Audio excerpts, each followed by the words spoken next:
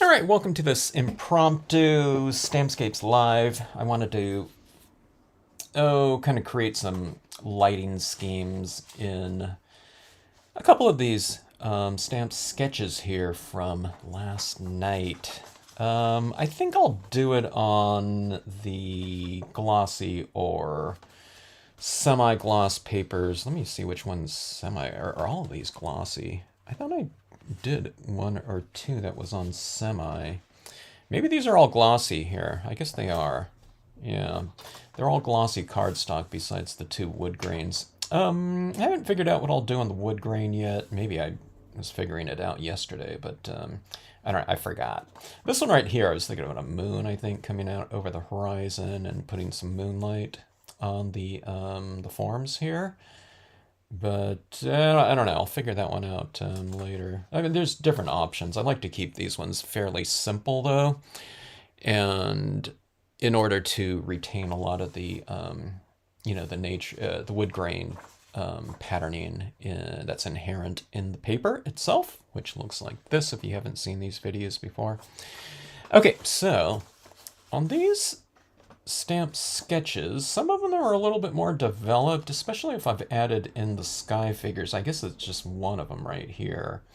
I want to do this one for sure because it's, I don't know, it's very evocative in terms of the lighting that's already kind of inherent in here by just simply having a little bit of a break in the clouds right here and having this cumulus cloud kind of circling around up here in the sky like that, leaving this kind of opening right here. I think we can do something pretty minimal on this one and have it look like a pretty developed and finished scene. So I'm going to do this largely in grayscale to start off with, and then we'll just go from there. Let me take a look at some of my grays here.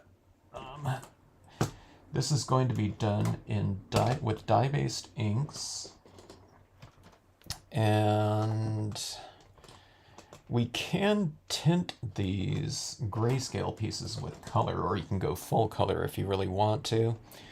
After developing a grayscale and kind of shadow lighting scheme. But on this one, I don't know. We'll see where it goes. Okay, so I was thinking about using my stylus tools. I think I kept two tips from the current auctions that are going on right now. I haven't used my stylus tools in a really long time.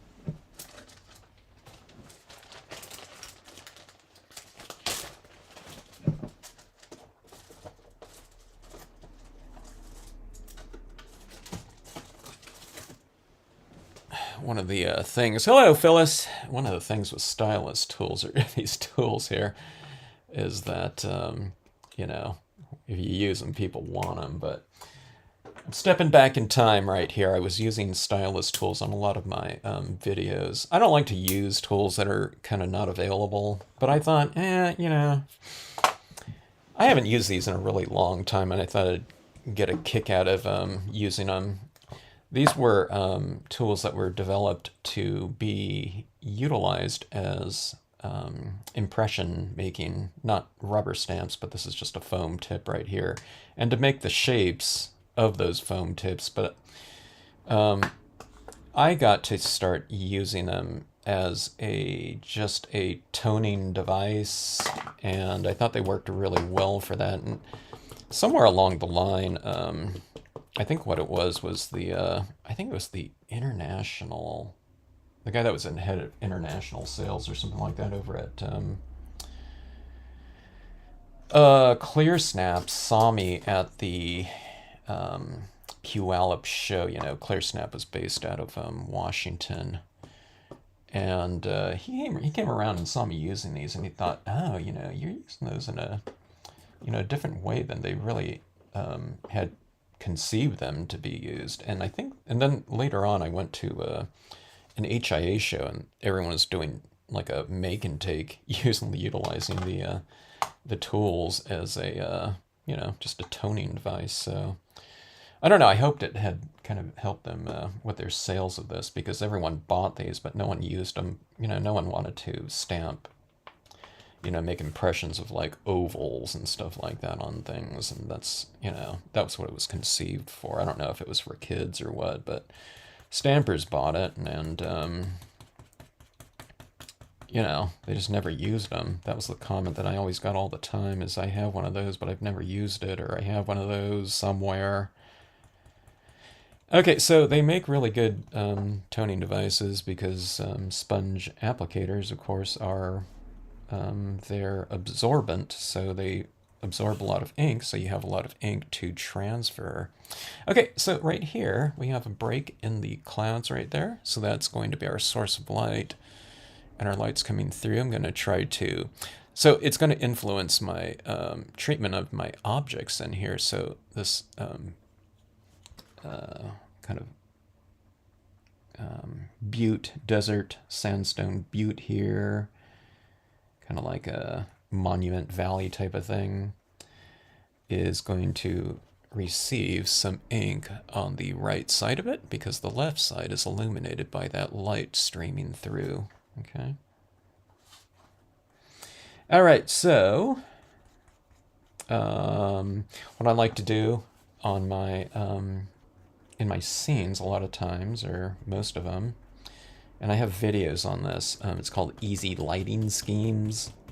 But what you have is often an area of light up in the sky, and then it's divided by some tone, okay? It gets darker somewhere. And then I have it illuminated somewhere or multiple times down on the surface down here. So you kind of oscillate your lights and darks. So it's going from light, darker, and then we'll go to light again. So when we have our light source up there, that's our source of light. And then what the other areas that are kind of retaining the, usually the lightness of the paper, these areas right down here that I, you know, keep light are the reflected light from our light source. So our light source doesn't have to be an area. It could be, you know, a sky figure, a bolt of lightning, a sun or a moon or something like that. But, you know, without something like that, you can just do like I'm doing right here, and it can just be an opening, you know, in the clouds or something of that sort.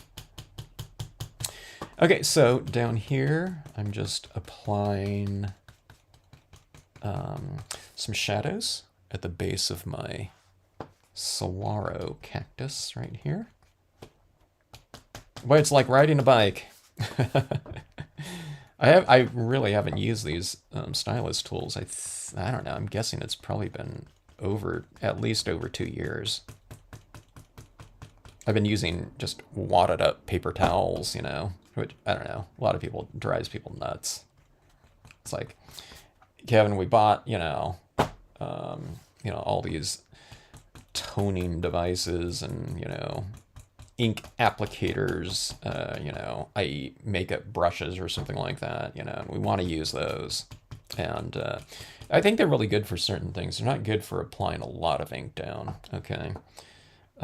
Because they're not absorbent. They're made for dry media, which is makeup, and, you know, like powders and things like that. So they kind of wick moisture, but you can get a really delicate application of it, but it really takes a lot longer just because it's not transferring wet media very fast because it's not absorbing wet media. It's like completely almost the polar extreme kind of purpose in terms of how they were conceived. All they would need to do, though, they could really make it tailor-made for the crafting industry just by switching out the tips from a synthetic material to something a little bit more absorbent. All right, so one of the things I did here too to make this go a lot faster was I used that re-inker fluid, and I just put a few drops down there and just sopped it up like this. See, that's what's really great about the sponge materials, is that they're absorbent, so they really absorb all that liquid, and then you have a lot to transfer it. So here we go, light source and reflected light, And then I've kind of divided that up again, and I've gone reflected light down here too. So you're coloring, but you're doing selective coloring. You're not just coloring everything uniformly. And if you retain lighter areas like that, it it creates your lighting scheme at the same time that you're coloring. So it's really, some people think that doing lighting is kind of really complex and kind of a complicated type of thing requiring additional effort. But when it comes to coloring, that aspect of it, it's really doing less work because you're not coloring in everything uniformly or completely. You're leaving some areas lighter like that, okay? So you can see our lighting scheme in here now. It's present, we're doing some coloring, I guess, too. It's really shading, but let's move on to our next tone here. Let's go a little bit darker. The Marvy gray is a little bit darker, and so I'm being a little bit more selective in my placement of it, like so. Selective in terms of, in this case, it's a little bit more perimeter oriented, okay? So I don't know if you can see that that side's like a little bit darker than over here, okay?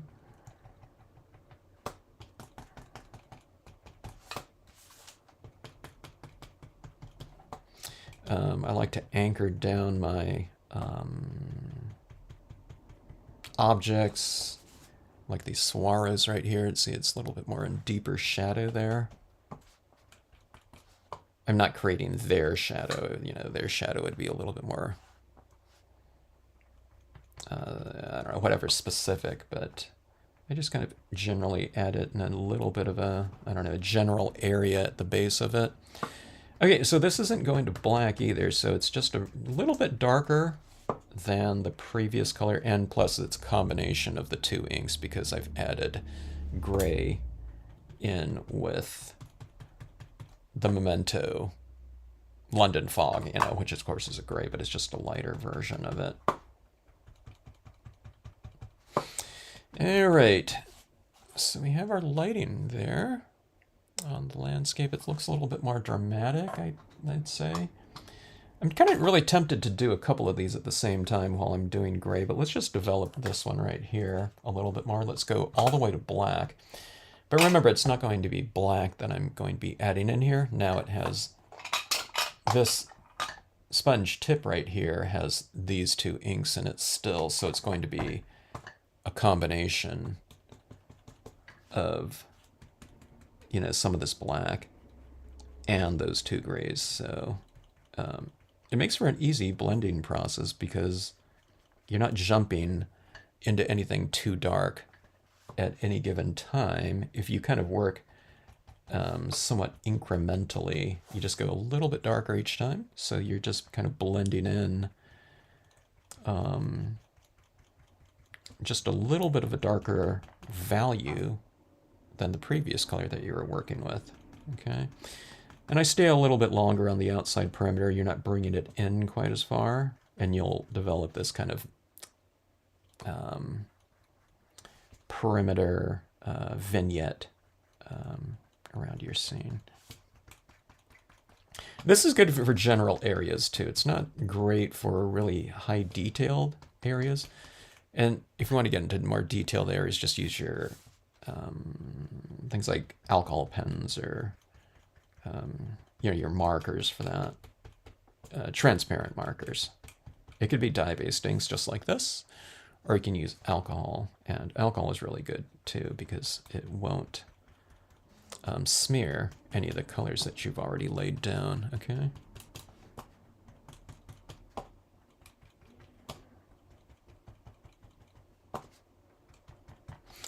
All right, so we have that right there. We have a pretty strong lighting scheme here.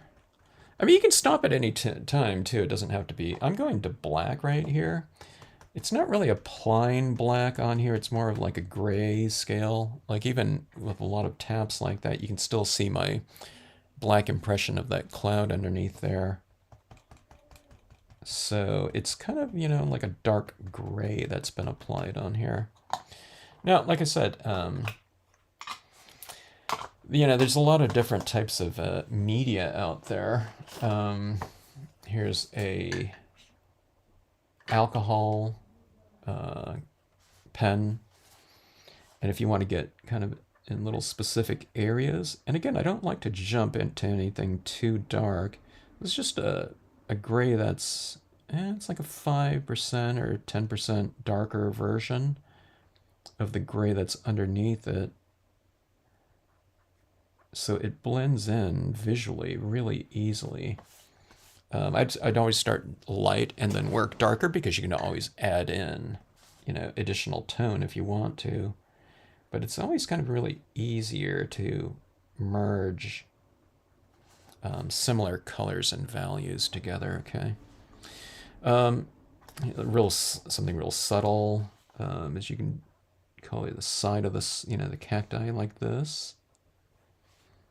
On the shaded half of the object, if you want to.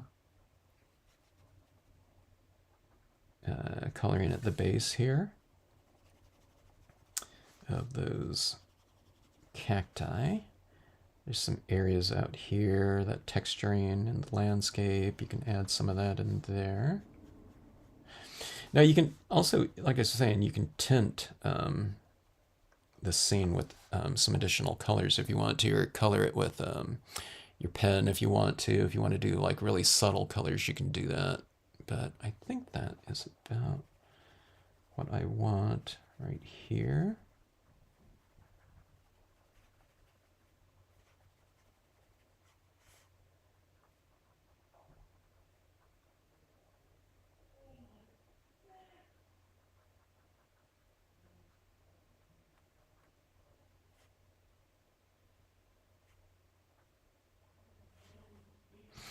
All right, we have that. Now, let's add in a little bit of a, kind of a little bit of an added texture. Those clouds up there look really soft already. Hello, Jeannie. But let's add a little bit more texturing to it. Okay, so white pigment ink. It could be Brilliance. It could be any brand that you want. Get a decent amount into your 100% cotton ball. Pack it down a little bit too, okay? So it's not all frayed or anything like that. The surface is nice and flat. Okay, and you don't want it like super sopping wet. It can be if you're starting off in like a big blank white area like that, but if it's like a smaller area, you don't want to get gobs of ink everywhere. So I'm testing it here in my lighter area. I keep this pad right here is probably like a medium dry, so it's not going to be a big sopping wet application of this particular ink. And I'm really tapping it around like this. A lot of times people go into the scene really fast, but you can kind of tap it around a little bit for it to kind of dry and transfer, get a drier version of it. At least until you know kind of how much ink is on here, or if you haven't done this before. And a lot of times it's like you can barely see it, the changes, especially in this lighter area. So a lot of times people get impatient and they go like this, and they go with a big, solid, big dollop of ink. If it's on the glossy cardstock, you just wipe it off and, readjust it, because it gives you a lot of time to, make your adjustments or to blend it out. If it's on matte, it's going to grab and dry a little bit faster, though, so you have to be a little bit careful about that. And see this side of this, whatever monument right there. I'm going to alter the edge of it like that. So see like there, it's kind of in the light now, okay? Where everyone says, oh my God, you made it look so easy, it's because they don't use their white ink pads, or it's like, okay, I'm going to go get one of those pads now, and it's brand new, and it has 20 times the amount of ink in it, and then they go like this, and it's like blob, blob, blob, and or they go with a light touch, and it's blob, blob, blob. It's because they've just taken too much ink on here. If you have a big blob of ink like that, no matter how light you touch it, so that's why you kind of dab it off like that first, or just tap it off a little bit, where it's like you're applying. The sensibility is like where you're applying like a powdery application of it. So think about it like that. That's what you kind of want. Speaking back to like makeup brushes, if you were applying like a makeup or something like that, that's kind of the sense you want. I'm not talking about like, I don't know, cold pack cream on a clown makeup or something like that, or Kiss the band makeup, where it's white. You want to just apply like a really light amount of it. Okay, let's bring some of this across here a little bit, like some of this light lighting across in here, like so. It's kind of giving me, this scene a little bit more depth too when you kind of mute some of your impressions like that. It could be on the whole hill if you want to. It's like, I want to push this back, like, visually. You can do that if you want to. Or just, you can kind of play around with it too. You can add a lot and then just, see, I added like way too much there. So you can just like wipe it off like that. You can see what, how much you want of it. But one of the things about this is that when you apply it, it does dry darker looking. It gets more transparent as it dries. So you have to apply a little bit more. You'll get the feel of it, after you do some of it. Sometimes it's like, oh, that looks really good. It's super, super subtle. But then when it dries, it's like, wait a minute, where'd it go? So you just apply another coat of it, over the top of it. You'll get the feel of it, too, as you do this, as you get kind of, familiarized with it, about how much you need to retain or how much you need to apply in order to retain a certain percentage of it. So it's kind of subtle up there, but, or right here. I didn't apply too much. If I applied more of it right over here, but doesn't it look like really like light is just kind of pouring into the scene?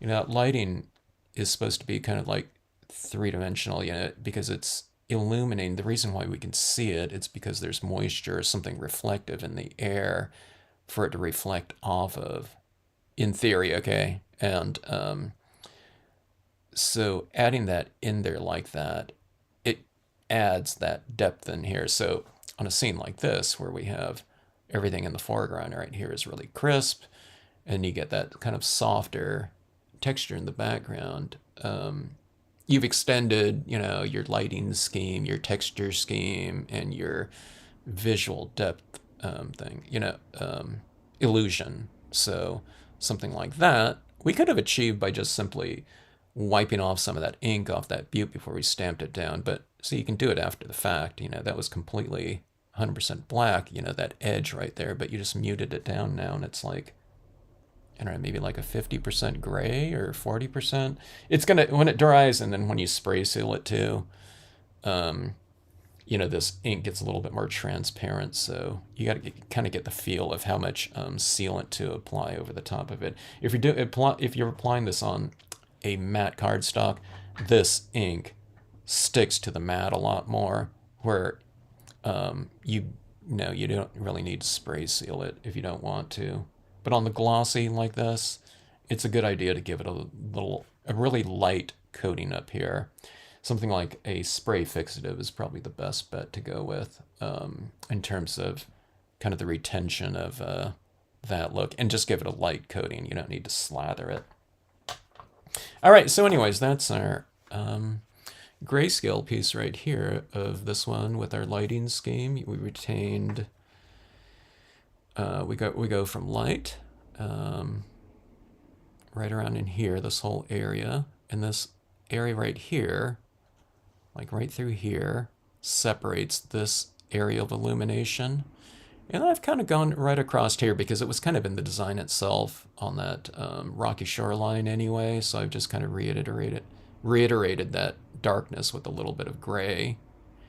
And then we have another area of light, but it's really just an area of light like this, but I just bisected it, which I do a lot of times. I'll trisect it. I'll just break up, this area of light down here. So it looks a little bit more complex, but basically it's light, dark, light like that, okay?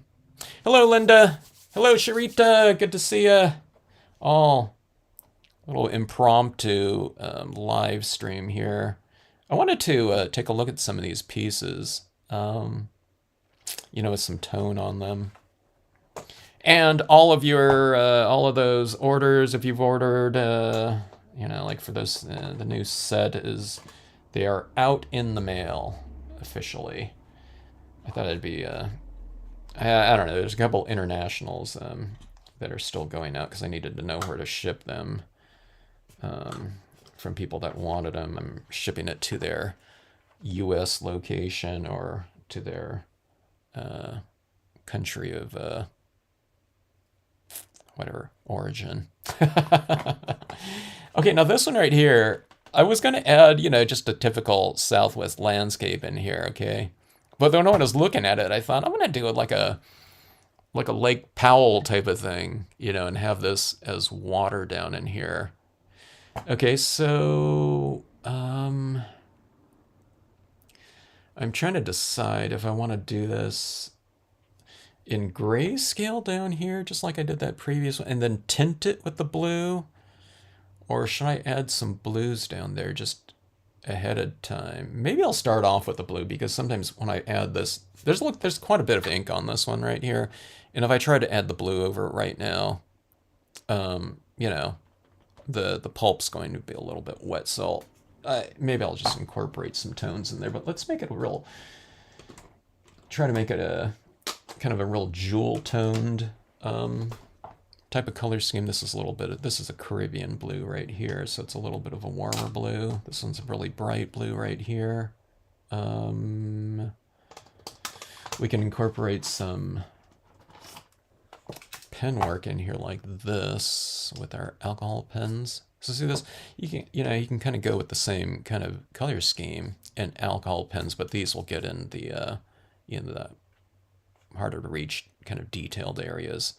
I got to think of some tones to add into my rocks up there too, and right here. Like, is that going to be like a reddish tinge? There's this place called the Havasupai Falls or Reservation, and when you look at those falls, it has this like turquoise-ish type of coloring in that water. It's really amazing. And but the rocks around there, in some of the areas, I think it has a reddish, warm tinge to it. So maybe I'll go for that type of color scheme here. All right, so kind of a neutral base for that could be like a pale orange, any kind of warm base. I had another one that was really perfect for that too. It was a peach Bellini. Where is that?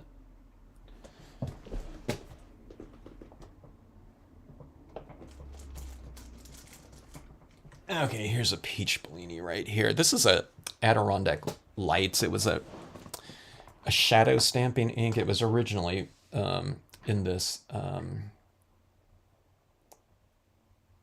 Let's see. I need a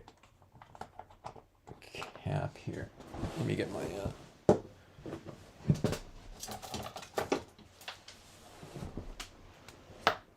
Seashells inks were originally shadow stamping inks, so.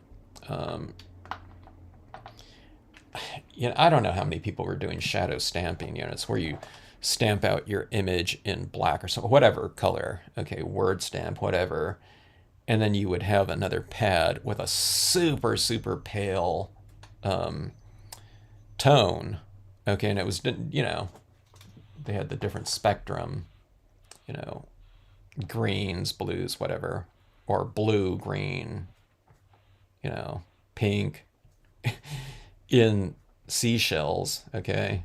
And the idea was you kind of offset that first impression with a much lighter color, okay? And so it looks like it's casting a shadow or something like that. Or that's exactly what it was. Why is this color looks really dark though for some reason? My peach Bellini, I don't know, can the chemistry of inks change? That looks really, really dark for some reason. Let me see something right here. This is like a far darker version. This looks like English red, like a lighter version of English red or something like that. To me, I think this ink changed. You know, I don't know. It's probably 30 years old. I don't know. Can they do that? Hello, Cecile. Good to see you. Let that be something I see in this area. Awesome. Well, you can stamp it now, or in a few days.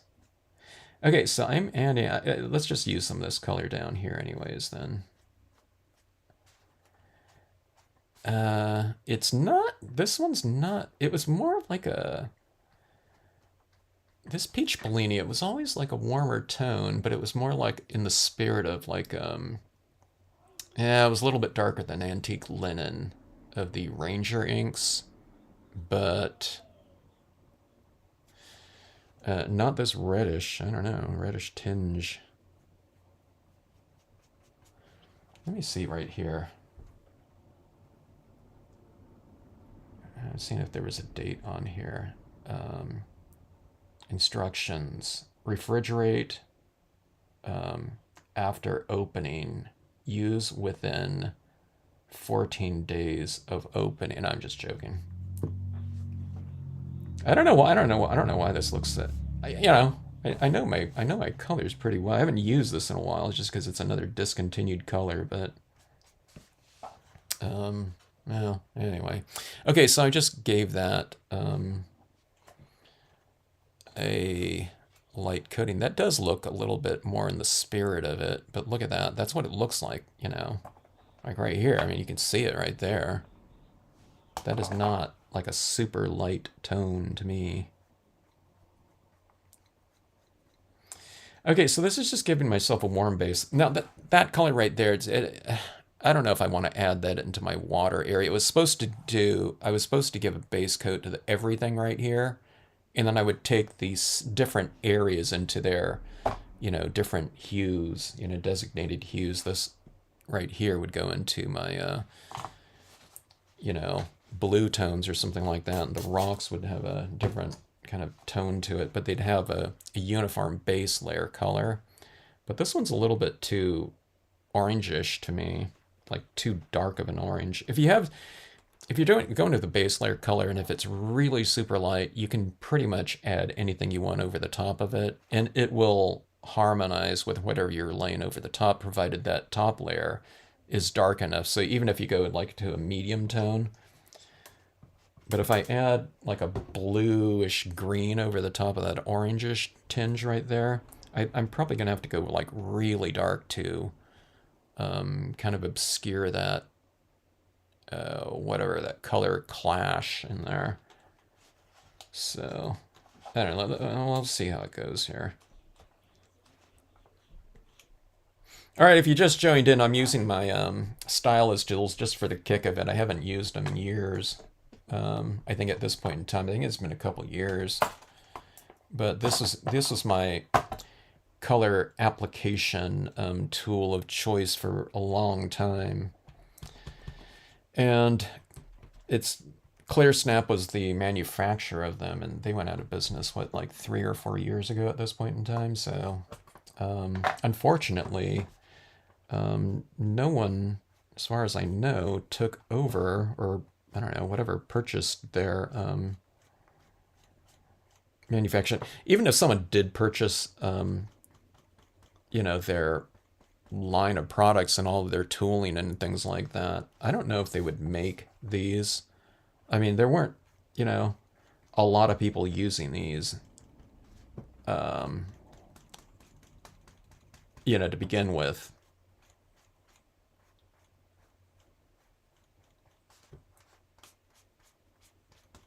So if anything, I think they would have, oh, they probably would have continued making things like their pigment inks or something like that, I guess. But I don't know. Like a company usually doesn't go out of business just because, because they're doing so great. So I don't know. I don't know. Maybe a lot of their things weren't selling well. I'm not sure. And, the fact that some company didn't pick them up, I don't know. But Stampin' Up! Owned them, so I don't know. I guess that tells you something about that aspect of it. I would have thought they would have been making all of the Stampin' Up! Inks and everything they use, all their different types of accessories. They would have provided them with all of that, I would have thought. But, yeah. If anyone knows about any of that or was a Stampin' Up! Demonstrator or knows the relationship between, Stampin' Up! And they call it Clear Snap Holdings, okay, after they closed up. But I think when Clear Snap purchased them, when Stampin' Up! Purchased Clear Snap, I think they kept everything kind of in-house. I don't know if they changed, the managers or anything like that, because it stayed in, headquarters was still in Washington as far as I know. All right, so adding in gray like that, and what I'm doing right here is I'm developing my kind of my lighting scheme here by adding in just a really light shade of, oh, it's shadows, but I guess it's just tone in general, like that. Areas that are going to get a little bit darker, I try to get it darker with these lighter values first, so that when I get to those darker values, shading and whatnot, like if I'm going to use black in here or something like that, if you really slather those areas with ink, they're going to become a little bit saturated with tone. Because see, if you do something kind of, if you're applying ink and you want to apply it really smoothly, when you're starting off with a color like this, it's so light to begin with. You can use like the worst possible technique like that. You see those right there? But those will just, now this is glossy cardstock, okay? But those will just blend out like that. But if you do that with, if I did like that with black or something like that on this paper, you'd have these really distinctive shapes like that. Now, some inks you might be able to blend it out if it's like a black ink, but it's still fairly thick in viscosity. You can kind of blend it out, But, if it's a little bit thinner, and just the fact that it's darker to begin with, it can be a little bit more difficult to blend in there. So I take out all of that. I don't know. Try to take out as much of that potential, whatever possibility of it happening, just by slathering, my base coats down there where it's thick enough to where, whatever technique I do with the other colors to come, it's just really easy to blend everything together that way. Let's see now. Now here's the part where I'm kind of not certain about right here. It's like, should I go to like a darker gray right here, or should I go to blues? Because this is getting really thick on here. So if I don't jump into blues, maybe before I get into those darker tones, sometimes it's hard to apply because you start getting to this kind of this super saturation type of thing, which you guys will run into if you ever do this type of technique right here. At some point in time, it does get really thick on here, which allows us to blend our tones really easily, okay? But it also can start getting a little bit saturated where it's like, when you apply it down like this, and if you wipe it like this, it's like, oh, I'm wiping off all the ink, or nothing's changing. It's because it's not, dye-based inks work by staining, your surface. So if it's just like slathered on there and the pulp, the paper is getting a little bit wet and moist, that transfer rate is a lot slower.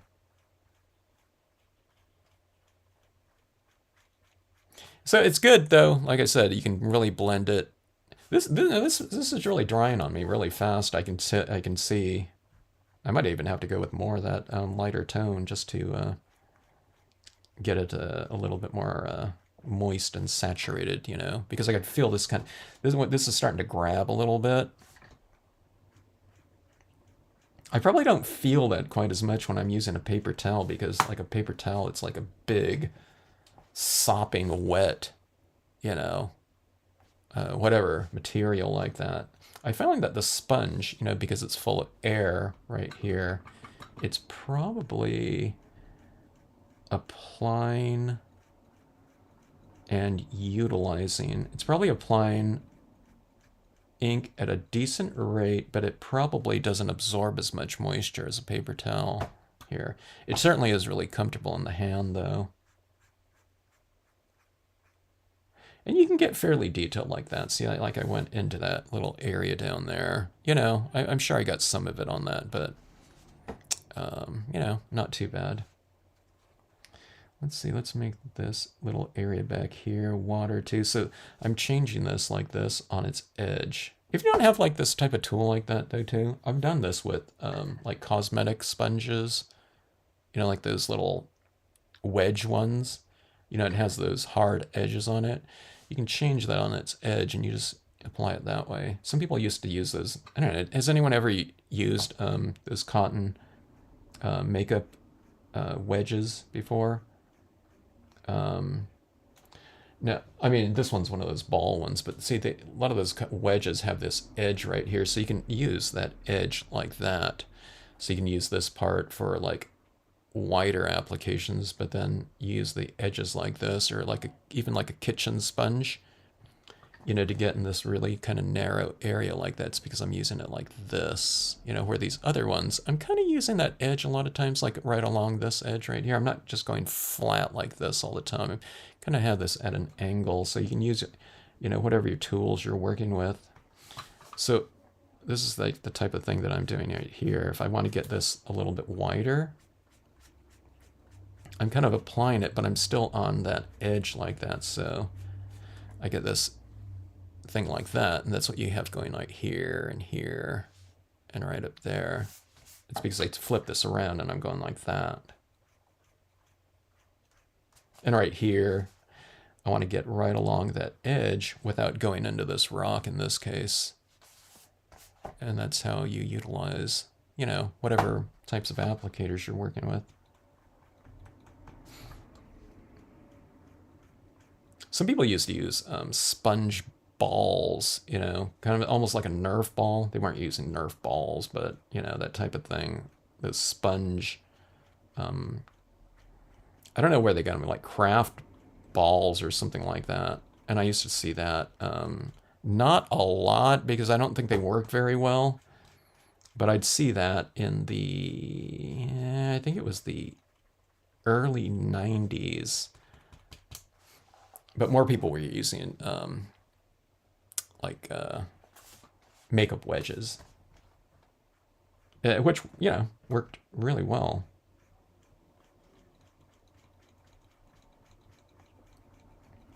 This was a little bit more comfortable though, because it's made for like a hand like this, like a tool. It's one of the, ClearSnap is one of those few companies that were making like tailor-made products for the industry, as opposed to just repurposing some other type of tool that was, meant for a different purpose.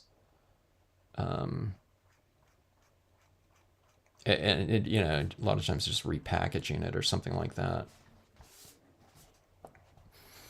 All right, so that's the water in there. That's the one tone of Caribbean blue. It's a little bit of a warmer blue right there. Glad you like them, Jeannie. We need to do some big ones, When you get stamping again, I'm looking forward to your, 40 by 60 inch pieces. Hello, Susan. Glad to be found. Great to have you on. All right, so let's see here.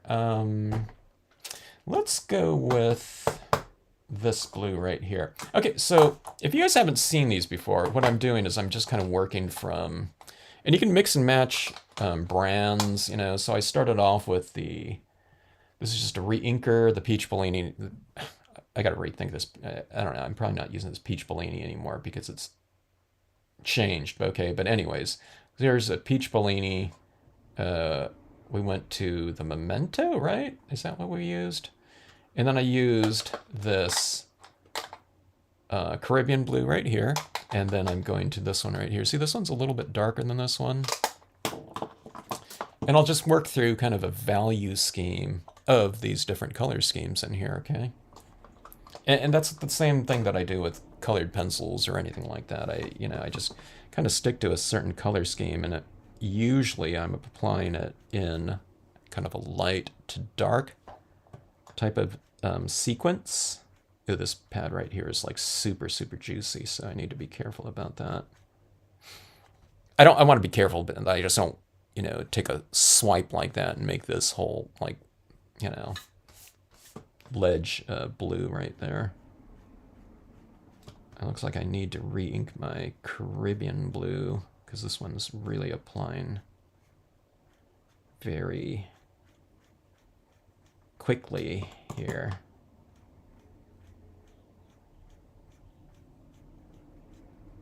Kind of leaving that area behind the figure right there illuminated, so the light is, the light on the water is supposed to be illuminated right here.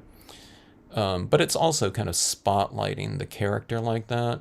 I mean, I could color in all of this blue, right? But then, that, I don't know, very much the figure, the visual landing point of the piece, which is the figure, won't stand out as much.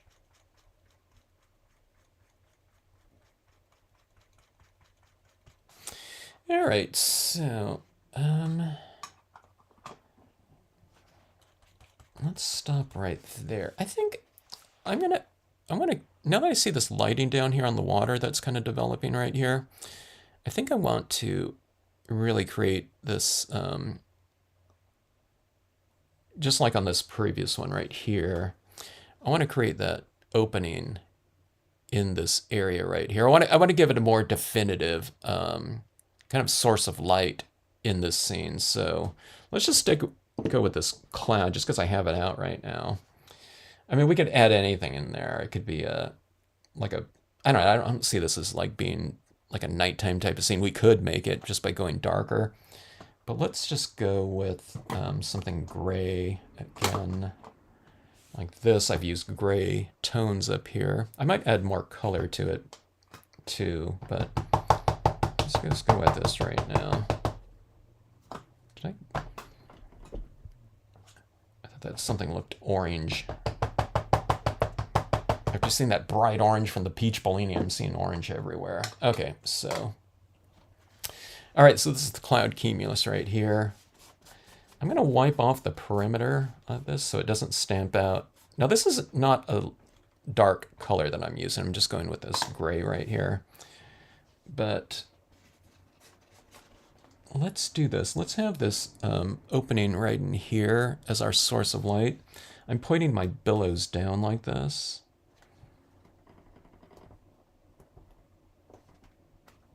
Okay, and then we'll come over here.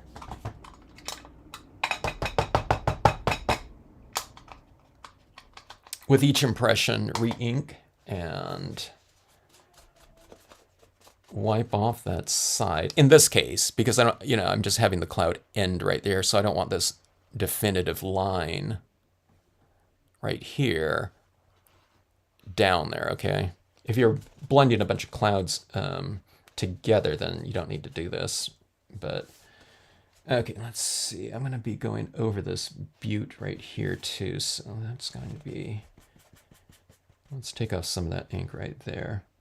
I'm not bothering to mask that out because I figured that butte's going to get darker anyway when I tone it in like that. And then let's go with some clouds right here. So see, I'm just leaving that little opening like that. But see that where I've blotted off all that ink right there?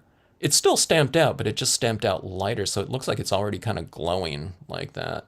And the simple technique for that is just to take that. Now this is like specific to tonal designs. It's because these images, it's not an outline right here, so you can blot off some of the ink right here, and so whatever color you're stamping it out in, you're stamping it out in a drier version, so therefore it looks lighter. So it's going from one tone of gray or value of gray to a much lighter value of it. So you're wiping off pretty good. Do some test prints, just depending on what ink pad you're using, how much ink is on there. It'll kind of dictate how much ink you should kind of wipe off like that. So see that right there? So we have our little opening. It's like a horizon kind of glow in there. It's kind of coming down here. All right. Okay, so that's the gray. So I'm going to use that same tone of gray because, water tends to be reflect oftentimes the colors of the sky a lot of times. In this case, I'm not going to have it like turquoise up there, like, these colors down here, but let's see here. If you just joined in, this is these are color box stylus tools, which don't exist anymore, or they exist, but they're out of print. But you can use this same technique with, any type, whatever your favorite ink applicators are, okay? All right, let's go in with some gray here. Okay.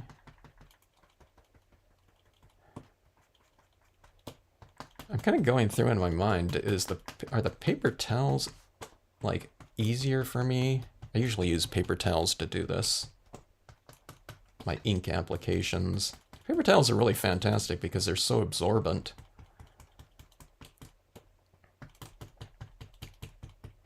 But I think the first, maybe, I don't know, like 800 videos or something like that, or, they're like all, I don't know, a lot of them are, using this tool right here. Okay, so I'm just kind of adding this into my blue areas here, just to, make it merge with the overall color scheme a little bit more. But I think that blue is on there a little bit more firmly than if I were to do the gray underneath it and then do the blue over the top of it, okay? Just because the page is getting, like I said, it's getting really saturated with ink here.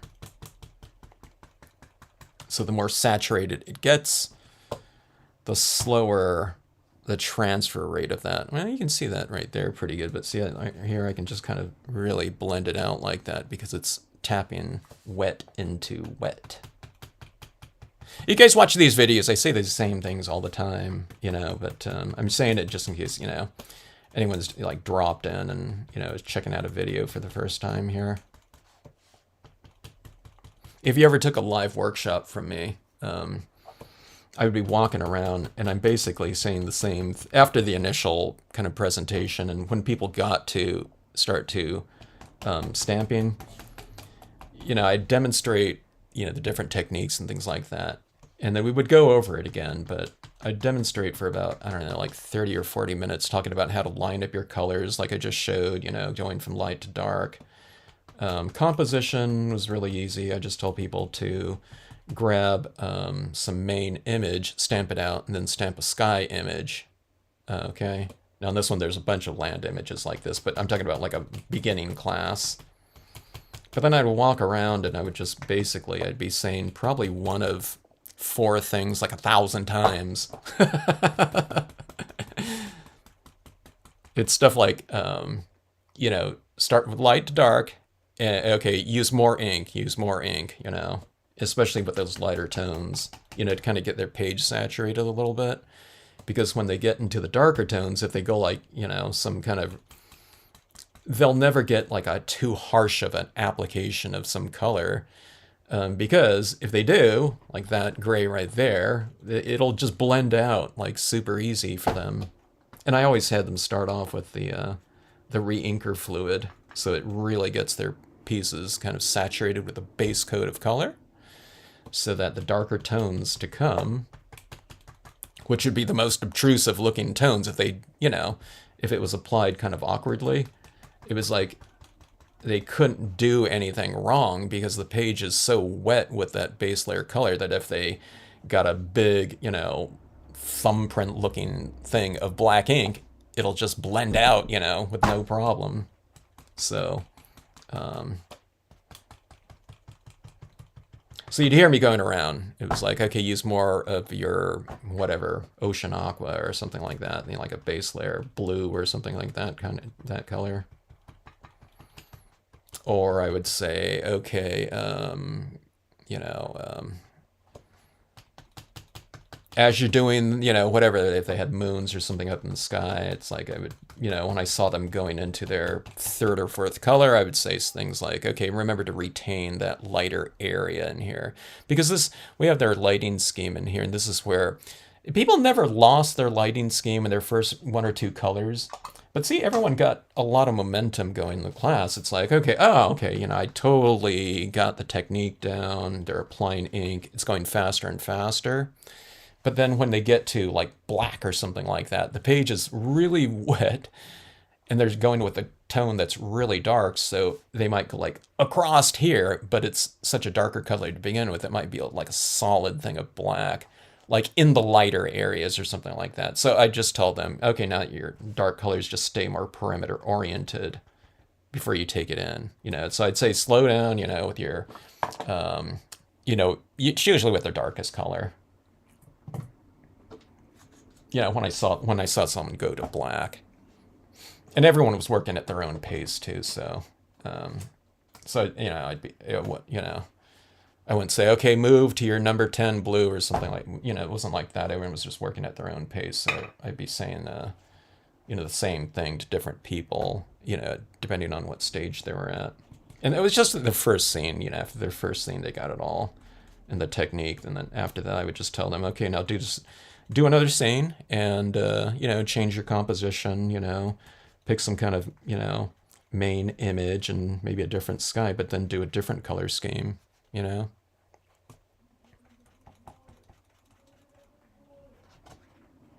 that was like, I don't know, that was like 50 years ago when I gave live workshops.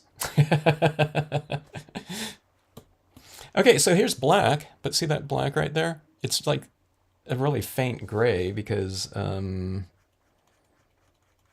the page is fairly moist and the transfer rate of the ink going from, damp into damp, that page doesn't grab the ink so fast, because you're tapping into, wet surface or a moist surface. It's not wet to the touch or anything like that, but just the page gets a little bit damp.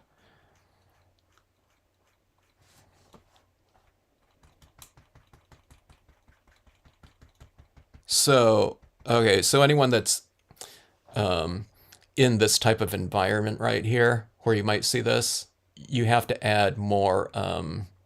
So Cecile, Cecile, she's got the buttes around her. She's living in in more arid type of terrain.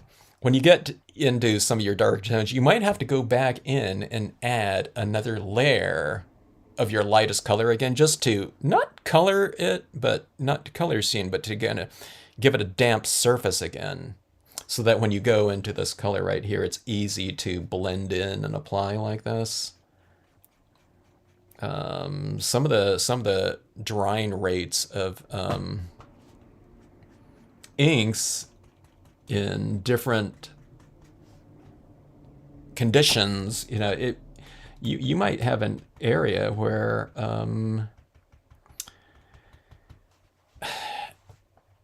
or a situation where certain inks in this type of process right here I'm talking about, okay, they might dry it like, I don't know, like 3 or 4 times faster. which was the case for me. I always keep bringing this up, but it shocked me when I was demonstrating out in Arizona at the convention out there, just how fast those inks were really drying up. So when I go out there, I prepare for it, like on my lightest colors, like say if I have a Memento London Fog or something like this, I slather this with a lot of reinker fluid, like my lightest colors, that in each color scheme, I really slather my ink pads up with a lot of reinker fluid, before I go out there. Like light blue, the blue tones I tend to use a lot. I guess black, although I don't like it too saturated, but like a beige-ish color, something like that. I'd really re-ink it a lot. Or, I just use the re-inker fluid on the paper towels or sponge tips or whatever I'm using for my ink applicators. So adjust accordingly, you know what I mean?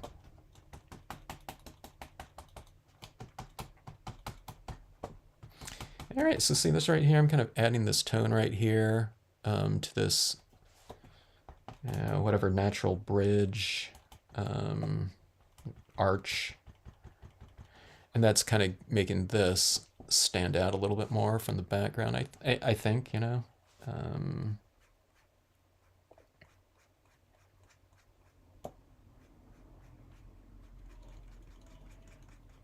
I'm going to add more tone and color to these rocks. I think to do that, I think that the thing that's going to be the easiest is going to be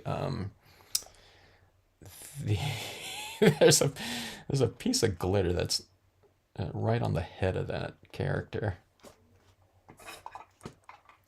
We can't get rid of that glitter. I used to come back from conventions just glitter everywhere. And we didn't use glitter in our booth. It was just, everyone just doing different types of demonstrations and make and takes around conventions, and it was just glitter. It migrated everywhere at those shows. It wasn't a bad thing. I always thought it was just part of the show, and it's part of the fun.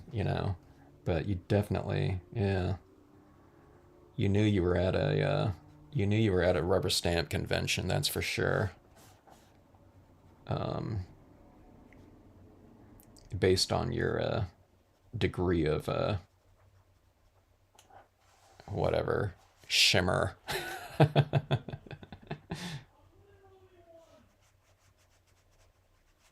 Okay, this is an alcohol ink pen.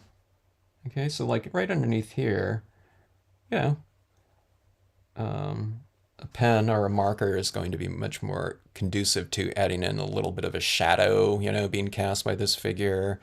Or I can go up in these buttes and kind of vary the tones a little bit, in some of these areas like this. And I'm just doing it a little bit darker than, and kind of in the same kind of color scheme as the colors that are already laid down here. So I can just kind of build things really gradually. If it was colored pencils and if this is matte paper, well, I wouldn't be doing this type of coloring in here.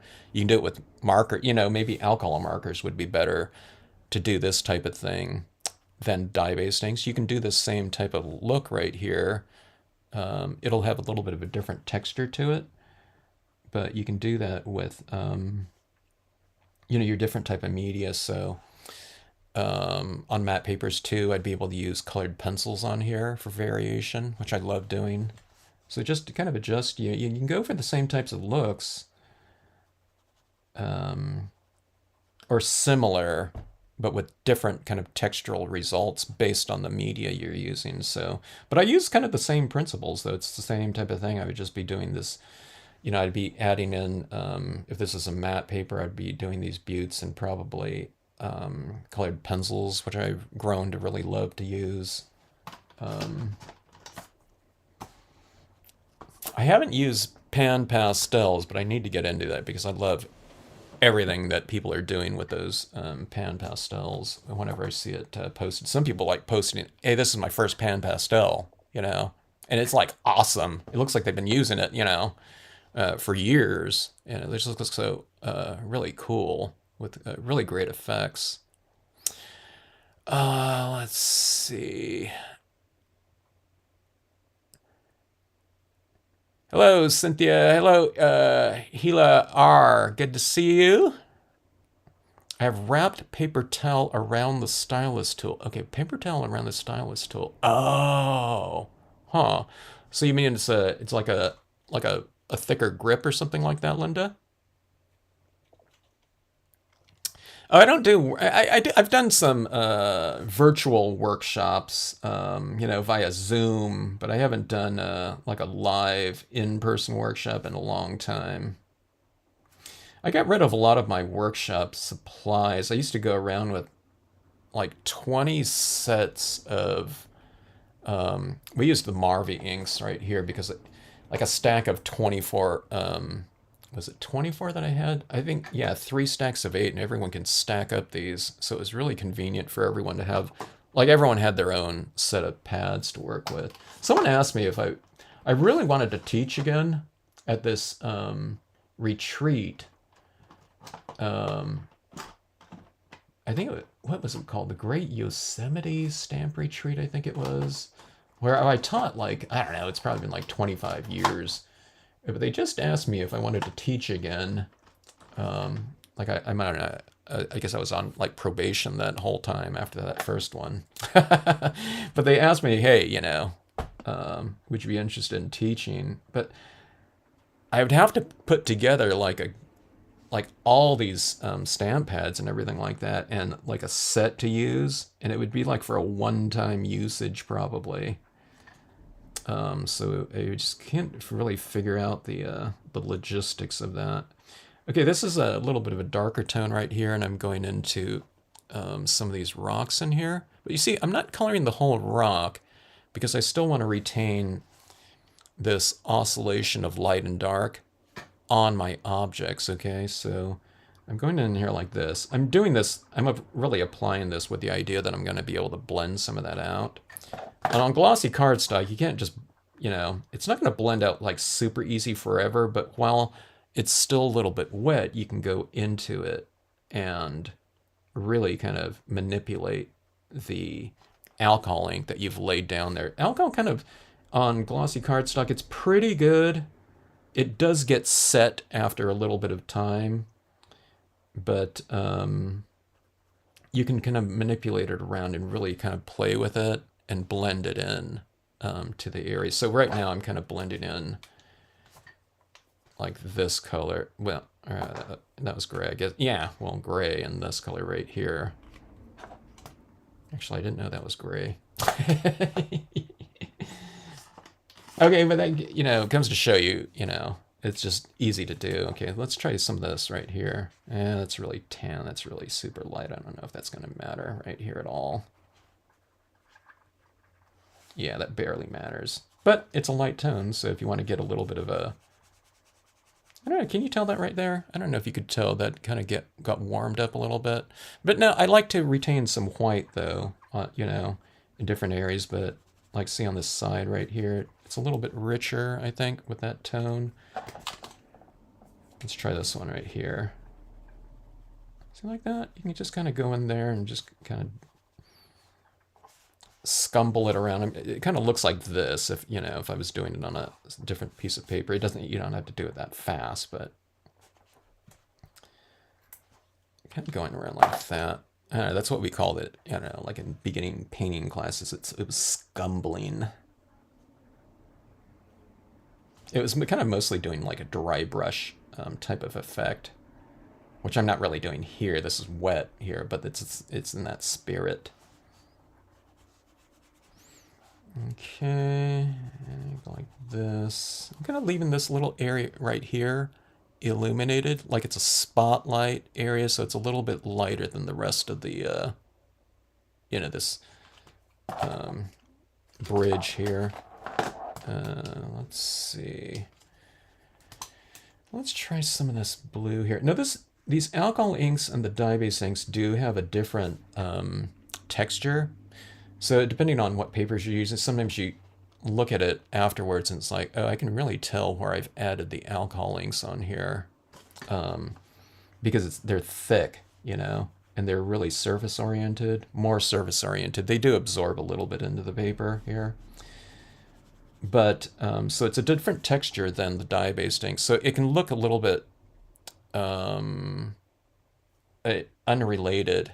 So what you do is after this is you just spray seal it, with a acrylic seal, and it unifies all of it. But you can still get the benefit of all of that depth and whatever blending and color changes that you've established in there. Let's try this right here. Ooh, that's a little bit too orange. Let's see. I want to go with like a little bit of a muted. I apparently, well, here I do have some other. It's a little bit too yellowish. I don't like that. I need like a reddish brown tone. That's like an intermediate color. Let me see something right here. Was that this one? No, that one's really muted.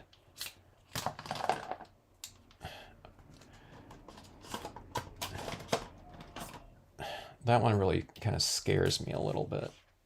Yeah, that might work out okay. Let me try this one right here. No, that one's like too orangish too. It's that yellowish tinge like that. See this right here? If you don't like it, you can just kind of like go into a lighter tone and just, or blend it in there like that. Okay. Let's see. That's the beauty of alcohol inks, is you can really kind of play around with them.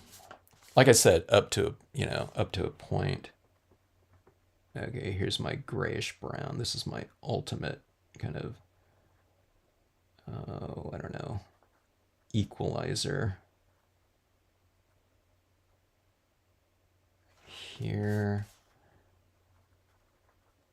I use this on a lot of different colors. I don't know what, it's called brownish gray right there. It's kind of like a, I don't know, like cocoa. If I was to, it's probably called something like, it's a little bit of a deeper brown tone, but a light version of it.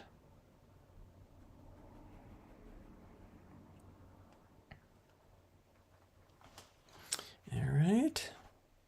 See, I want that type of glow right there, but how do you achieve that now? I've like blended like 3 different colors in there.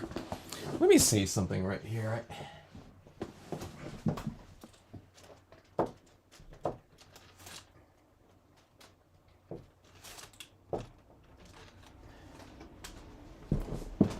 I have a gigantic set of the shuttle art colors right here too. This one has a growth on it. I haven't used these. This is like one of those brands that's like, it's like I don't know, 50 cents a pen or something like that, which I think is awesome. Like if you have certain types of colors, that growth just landed on there. These little pebbly things. You ever get that on certain pens?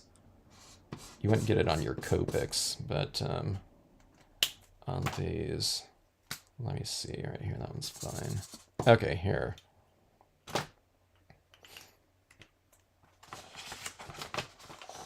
People see me as an authority on, they assume that you know about a bunch of things, but I don't have a lot of like alcohol markers or a lot of different media. Sometimes I'm like the last person to know about, certain types of things.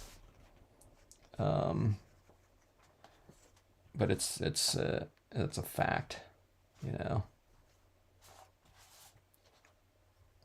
in terms of certain knowledge of certain media, okay, or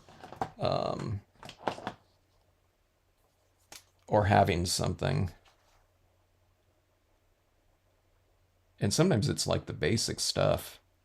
Like something I was asking someone, okay, so I got some tips on, so where I was asking about like glitter and certain types of media out there. So someone brought up micro beads, which I've heard of, but I've never seen them. So I took a look at those, in terms of like a little kind of blingish accessory that we can add into some scenes. So I need to look into that.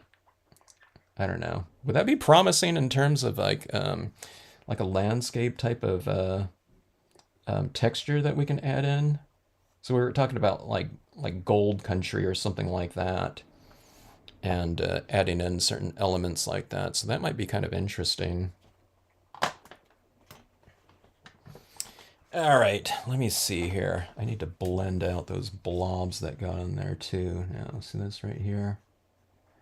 So I'm going to cut down the contrast there a little bit.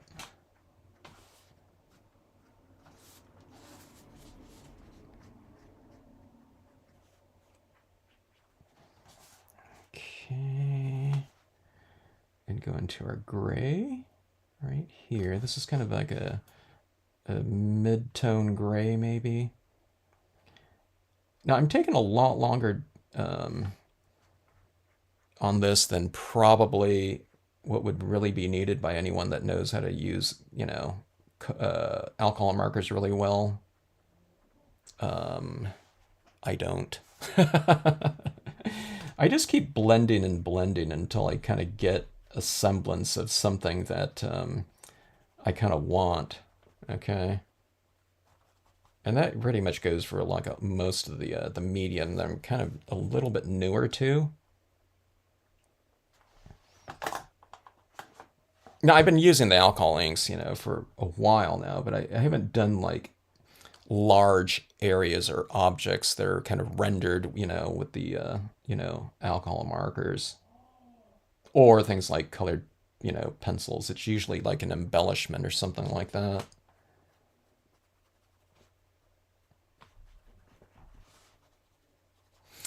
All right, let's see here.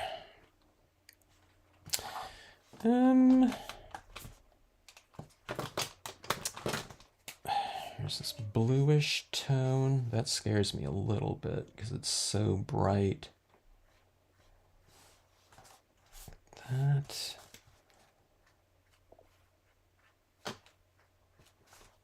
Okay, there's my slightly darker blue. And then I'll add the lighter blue and blend that out a little bit.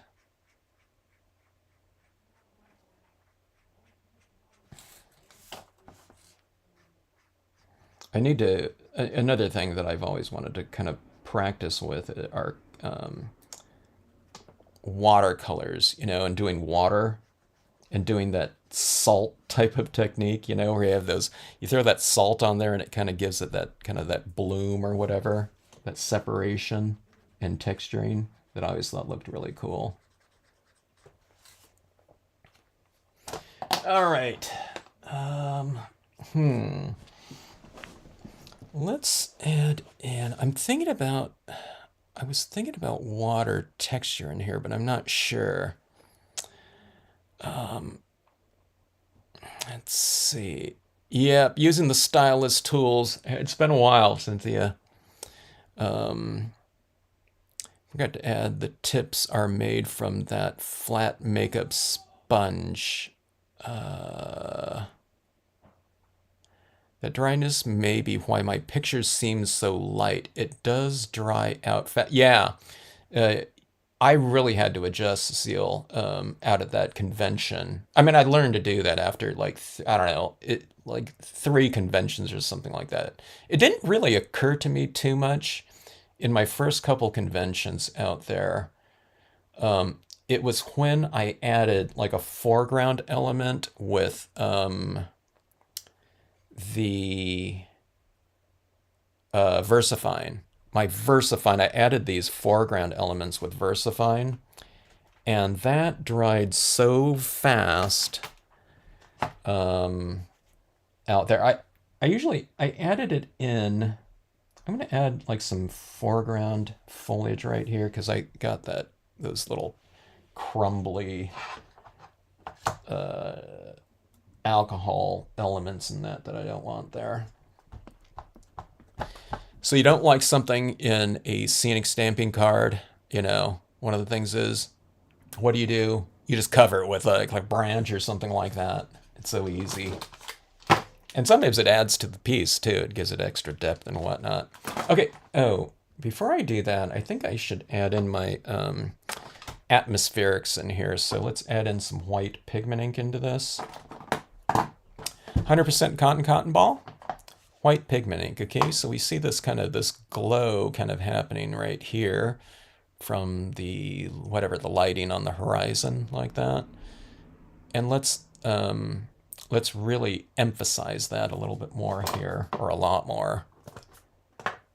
Now, I said I'm going to do this first because if I add any of it down here too, like some mist on the water or something like that, it's best to do that probably before you stamp in anything in the foreground that's supposed to be crisp, because if you stamp in the foreground things in here and you have to add this, you know what I mean? It's harder to kind of work around stuff that's already kind of been established in there, unless you want that white on them, okay? All right, so just kind of a light touch.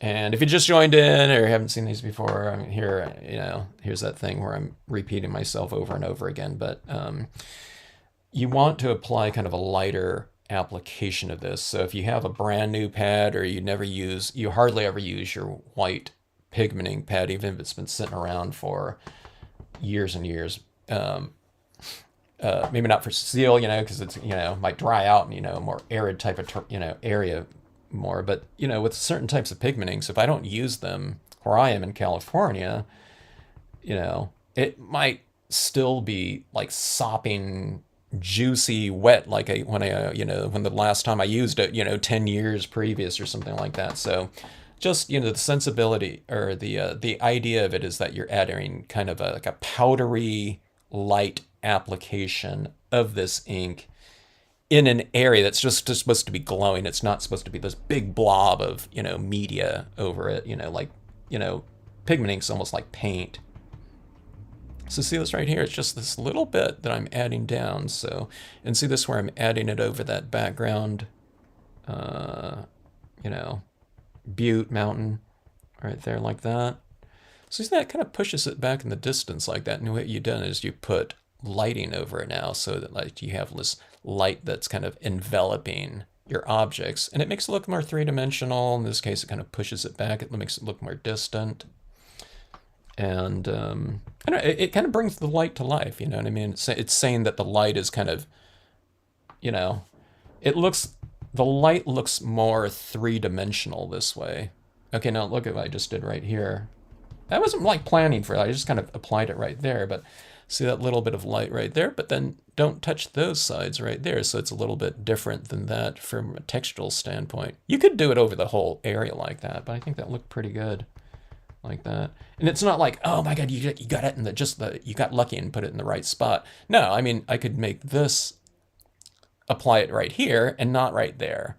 Just so it's kind of like contrasting against. So you have some soft areas contrasting against sharp, or this is sharper, and then the cloud itself is like billowy soft. But see this right here? We have this little area, this butte right here, and I can put the lighting kind of coming around it like this a little bit. See, it kind of puts that edge in a little bit of light. If you've been stamping, they call that, what they call it, lineless coloring or something like that. I'm not making, I could remove that line there if I wanted to, if it was supposed to be in like super bright light, but you're kind of doing, something in the spirit of that. So you're kind of removing that line a little bit, or you're dampening, you're subduing that line a little bit, obscuring it. That's the word that I'm looking for. But it looks like that light is kind of now coming around that right there. If you want to put it on some of this, you can, or you can just leave that as is, just contrast against that softer, type of background like that. All right, so right in here, let's add a little bit more in here. Where I'm really adding it is right on that very edge of those clouds like that. So it looks like that lighting is a little bit stronger.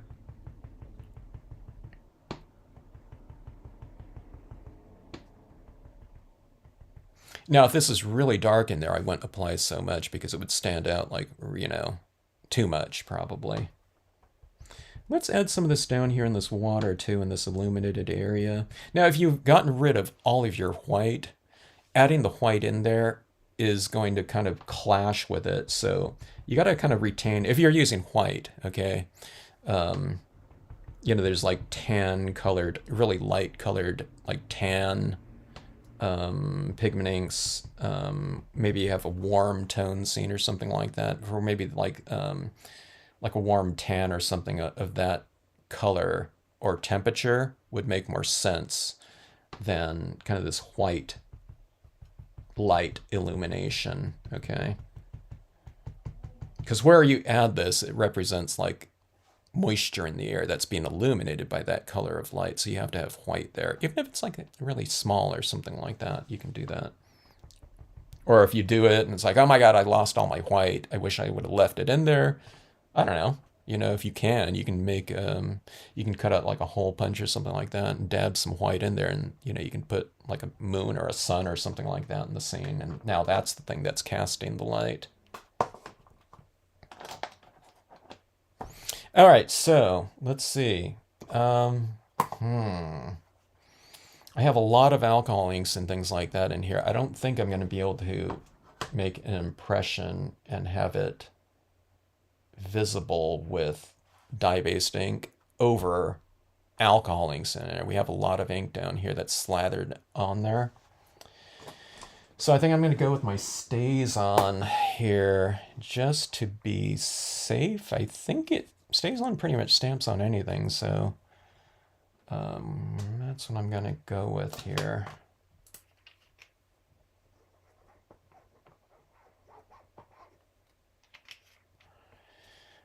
Okay.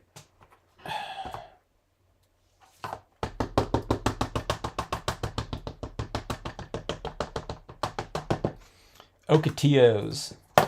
Yeah, like, it's the, okay, this is supposed to be, you know, something like we're looking at this scene from, you know, some distant area here, so kind of like this. I don't know how long to make my impressions with stays on. Sometimes if you hold this down for too long, sometimes I'm thinking it almost dries on the rubber, and then you lift it off and it's, you know, like stuck to the rubber as opposed to transferring out there. So sometimes with the stays on, I have to kind of apply it almost like in the exact opposite than I do some other inks on other types of surfaces. Sometimes on some surfaces you really have to kind of stamp and hold for a longer period of time for that ink to transfer over there a little bit. But like sometimes I use the stays on like this, and I use it on foil or something like that, where it dries like super fast, and it almost like sticks like glue to the foils, and then it dried so fast, and then when I lift my stamp off the foil, it's like removed, you know, the coloring of the foil. I stamp it out, and then I kept it down there for too long, and I remove it, and like remove some of the blue off of here. So so experiment around a little bit, you know, with whatever inks you're using with you know, your different types of surfaces. But I tend to believe that, you know, if there's any kind of question about anything, will this ink stick on this surface or over the top of this, all this media that I've already applied? Stays on's a pretty good bet, you know, that it'll be fine over the top of just about anything. So anyways, here's a little break right here. If I put a little, I wouldn't put one right here, but you can put a little ocotillo right here. So it's like a larger version of it and a smaller version, you know. The ocotillo wouldn't be growing on something like that, so I'm not going to do that. But, you know, I think the reference material that I was looking at this natural bridge right here, there were a bunch of bushes growing on it. It's kind of a combination of a couple different photographs that I was looking at, you know, to make this one right here. And I changed the texturing on it a lot. But that being said, you can plant things on there if you want to. Okay, so anyways, here's that right there. I can color in my little ocotillos and, with the growth on there. Here's just another one of the stamp sketches from yesterday in just grayscale right here. So anyways, these two right here have really become about that diffused light in there, I think. I really like that look in there on these two pieces. Let's see. Okay, I wanted to do this one right here. I was thinking about doing this one in like a moonlit scenario, and I was wondering if my this like writer walking in here, like on the dunes right here with like a full moon up here, I thought that would look I was wondering if that would look interesting. I'm not sure if I could stamp this right over this because we already have all these textures in here though. So is this image strong enough? It'd be like going over here this way. I'm not sure if this figure is, strong enough a silhouette against all that. Maybe right there it would be okay. And if I put like this moon kind of rising up right here, let me see. Let's do that. I think I can do this one pretty fast. Let's see. Okay, so when I used to do my workshops, I'd have, now this is comprised of like 3 different stamps right here, or is it 4? But normally they'd be stamped like Lakeside Cove or a moon or something like that, or a sun, something like that. But what I would usually recommend is that whatever sky figure they were doing, not that now those ones, I did stamp out that cloud in just gray, but it could have been in black. You could stamp out your sky figures in black or something of that sort, but I generally see them as kind of the light source of the scene. So I would do, whatever color lighting is, on our landscape, I would stamp out that light source as that color or a darker version of it. I'm not going to stamp this out in a super like pale light blue or something like this because I want to bring in some other colors into it. But let's see.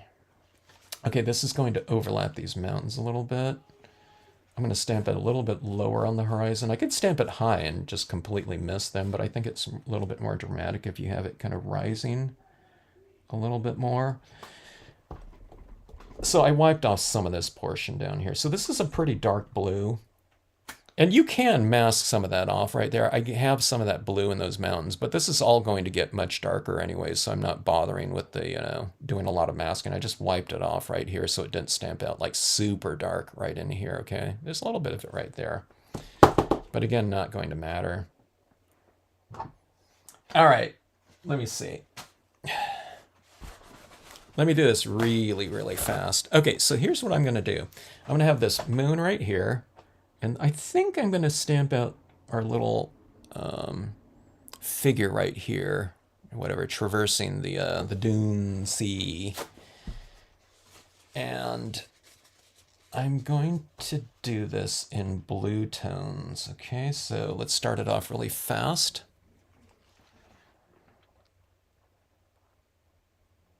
Let's see. I missed some comments here. The gray frame, glad you like that gray frame. You purchased some Sharita, you're gonna have like so many different mediums under your belt in a short span of time. Sharita just started crafting. I told people at Sharita, and she even got the clayboard art tiles. You opened up your whatever your creative inclinations, are like blowing up. But I was telling Sharita, sometimes you can pick up on these, different types of techniques. Sometimes, easier then if you have kind of set notions on how things are to be used, sometimes it was easier for me to teach. Not, I'm talking about like a difference between like a couple minutes or something like that. But if everyone's been kind of doing a certain type of coloring or something like that, sometimes this layered type of coloring like this, or the retention of, lighter areas, that might be a little bit different than someone that's been doing coloring. And okay, this is like, if this is water down here, like for example, they're used to coloring, okay, this is blue, I'm coloring in this whole area with blue. You know what I mean? Or leaving certain areas of objects. So, they might see this as, okay, I'm going to do this rocky thing. I'm coloring that all in with whatever, brown or something like that. So teaching people that have been doing complete, whole area coloring, that would be a little bit different for them to retain areas of light for the purpose of lighting, like scenic lighting. Okay. But someone that's completely new to it, and I just say, hey, don't color in everything in uniformly. They're not fighting against this urge to fill everything in like that. Like I said, I mean, it wasn't a problem. It's not like, taking them an extra hour or something like that. I would just, in live workshop, I would just say, hey, see that, that light right there. Now that you're moving into another color, remember to keep those areas of light that you've established with that first, tone that you've already laid down. So in other words, that first color like that, it was a really light blue, that kind of established my areas that are kind of light in here. And there aren't like specific areas that you have to, it's like, oh my God, that, that's light right there. I wanted that light over there and I filled it in. Or, oh, wait a minute, you left that light over there, but I colored it. It doesn't really matter just as long as there's like this oscillation of it usually, for whatever lighting richness or whatnot, I mentioned this before, they call it kind of checkerboarding. And you don't have you don't have to have a lot of it. It can go like dark, light, dark, light, dark, or something like that. So you're just kind of playing light and dark against one another, and it really doesn't matter where you retain it. Now, on right here, I'm going to put this little figure right here. So I want this little figure in the light area. So I'm specifically leaving this little area a little bit lighter, okay? So it's like spotlighting a figure like that, okay? Okay, now here's the thing too. This is my moon right here. Sometimes people they lost their moon, you know what I mean? Because they colored the whole thing over because they're thinking about this is just a whole sky. Okay, so, just when you get close to it, just kind of, put on the brakes as far as your application of whatever color you happen to be working with at that time. Like that. Okay. That was that color right there. So it goes pretty fast, when you start moving through your value scheme. Did I say hello to Bonnie? Hello, Bonnie. Hello, everyone. Whoever, if I missed anyone or whoever's, if anyone's watching this live or on the replay, thanks for checking it out here. This is a kind of a medium tone blue like this. Now I have to watch out too, I mean, this is like the page is getting a little bit moister and I get more of a application, if I do this right here with that lightest of color that I started off with, it'd be like practically white by the time I got here. But on this one right here, it's a much darker color to begin with. So you just, you can make your strokes a little bit, more kind of abbreviated. Or if you're tapping with, an applicator like this, maybe just, you stay on the edge a little bit longer. Or I can streak colors in here shorter where the other ones are a little bit longer, like that. So you just kind of get the feel of it, but kind of observe, what's being applied on there too. Sometimes when we're doing this, we're looking at that one stroke, okay, as we're doing it, as we should, but then you have to kind of, change your focus to look at the overall too. So, you were focusing on right here as you're applying it right here, right? But then take a look and see how it's affecting the overall. So it's like, I don't know, it's like adjusting your, I don't know, whatever your attention, your focus, your focal point or whatever. Or your, I don't know, what is it? What's the word I'm looking for? Vantage point?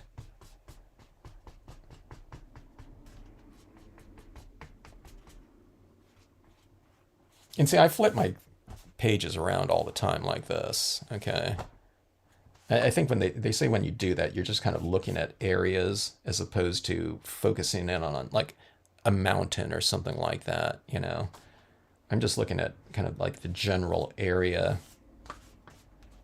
of, in this case, whatever, tonal variation, I guess.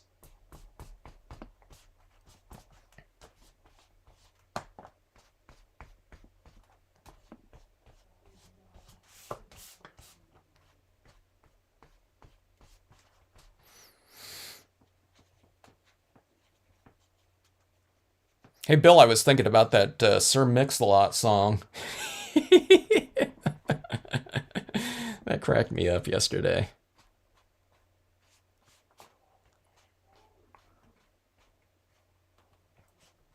If anyone knows what I'm talking about, or if not, you can read through the comments of yesterday. That was a funny comment. Having to do with buttes.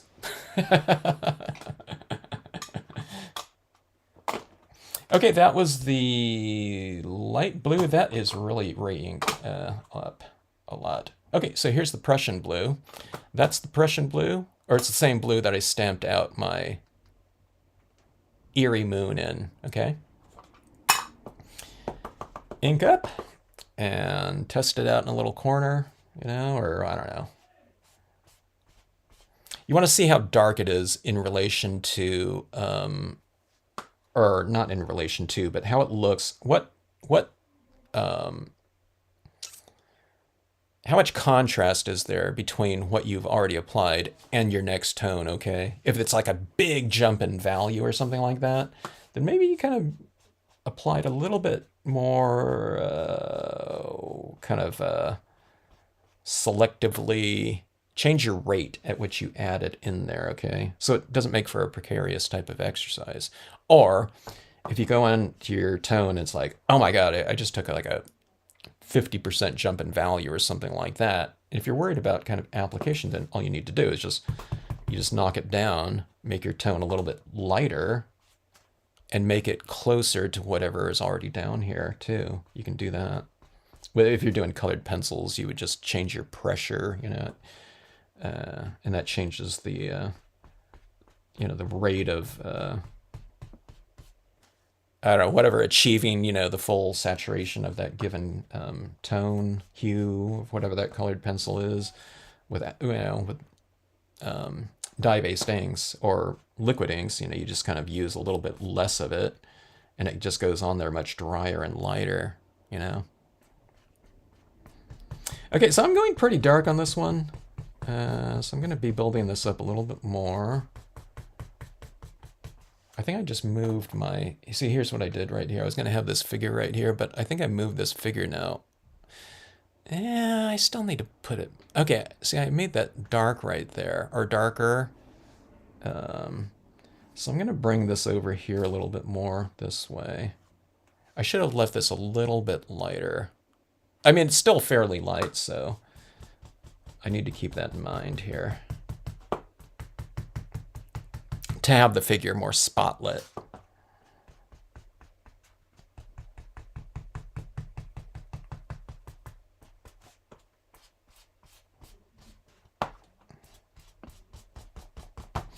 All right, that's Prussian. But Prussian blue is a pretty dark tone.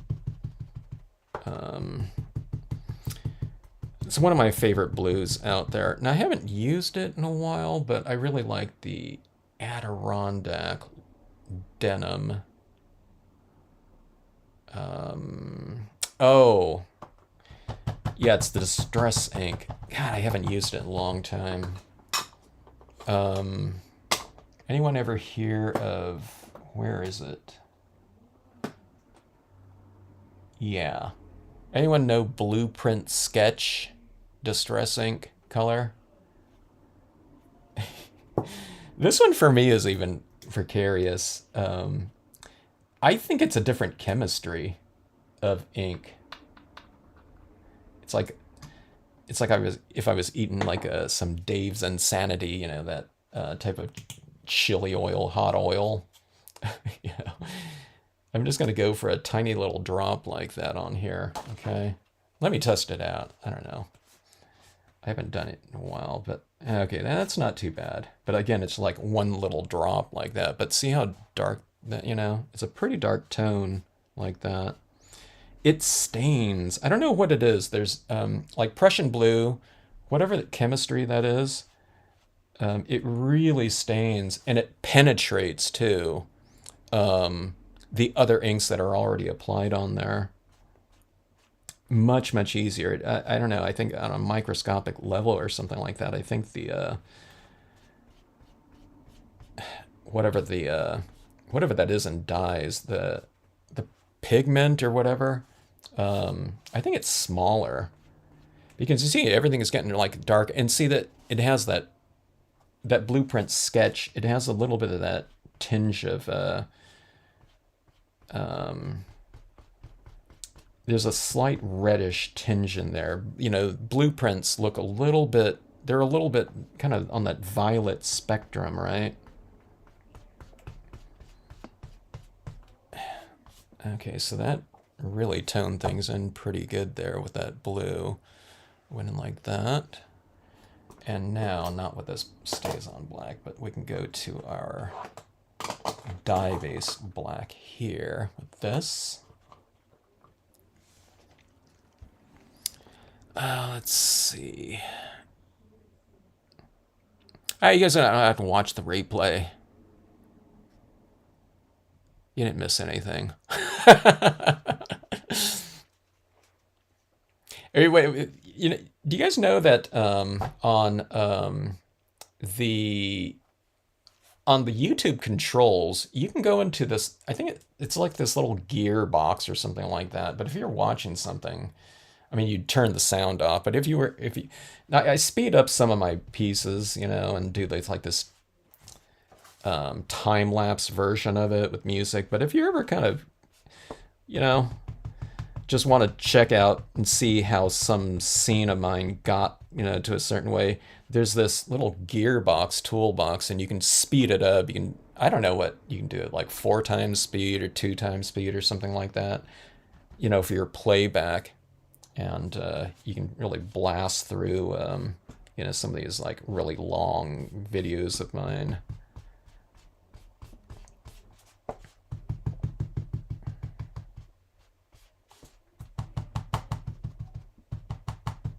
Unless you need, unless you have like an insomnia and you need, like a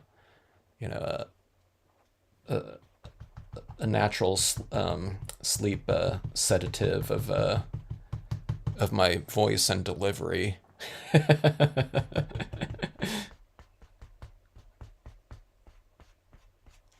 Okay, so we're getting a little bit of tone right in here. See, this is where, when you get to black right here, because this is the color that I stamped all this imagery out in, it's really the color that kind of starts to really bring things together. Now, we saw the lighting scheme in here already, but, when you get to that color that, your objects are stamped in, that's when it really kind of brings a cohesion into the mix. Now, I'm doing something, I'm doing this kind of nighttime type of scenario here with this monochrome, monochromatic color scheme right here, just the blue tones. I mean, in reality, you're not going to see a bunch of different colors, by moonlight. It washes out those tones, and you don't see all that, different spectrum out there. But I mean, you could do those dunes if you wanted to.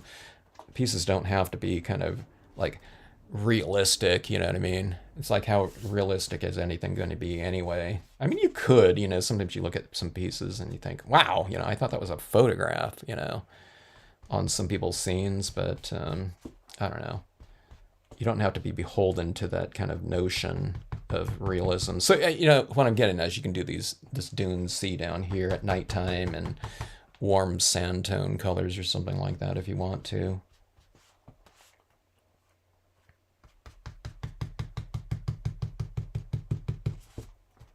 It makes it a little bit more kind of whimsical looking, which I love, the look of.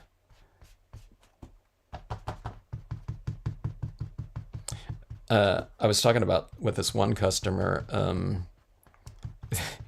I did one video that's this glowworm cave, and I was teaching them in a live Zoom session, and they follow along with a lot of the videos.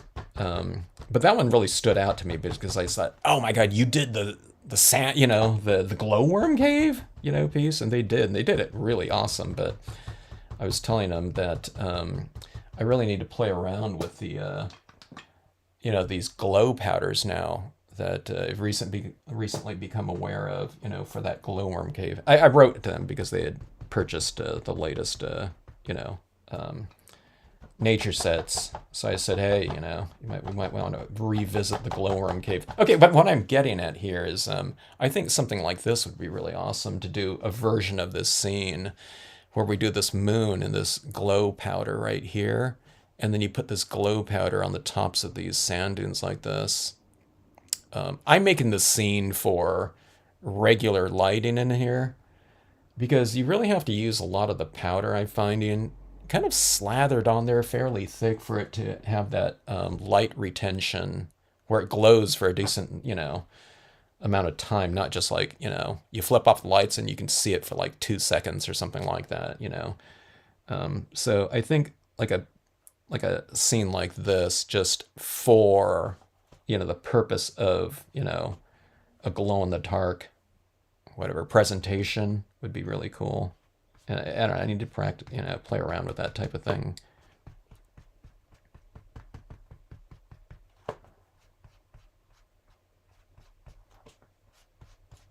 Okay, let's try to anchor this down here fairly dark. I usually like to do my corners, especially 4 corners, a little, quite a bit darker. I always trying to get rid of this hard 90-degree angle format of your typical cards like that. So that's why I always try to round them off a little bit. I think it frames off the pieces really good too, but it's kind of obscuring that hard edge angular type of thing like that.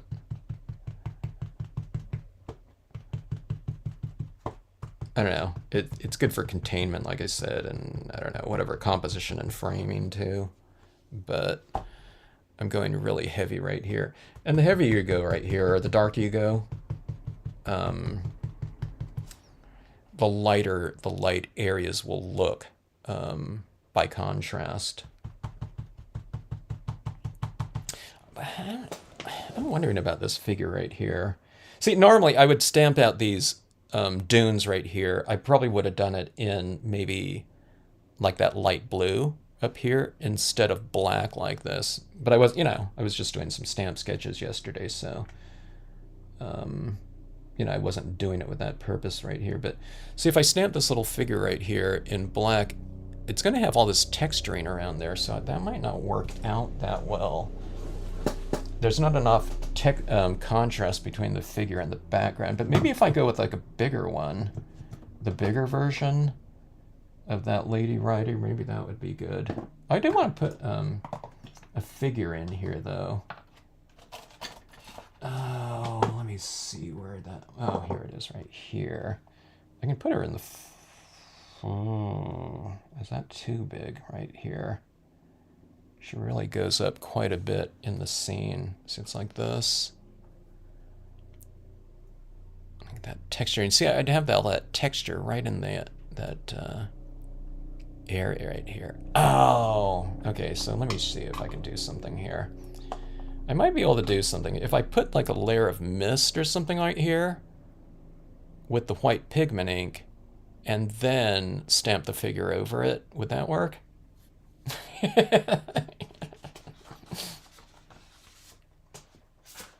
I usually don't do that, but I don't know. That might be a good solution here. Let's do some pigment ink applications here first, and let's see how it's looking.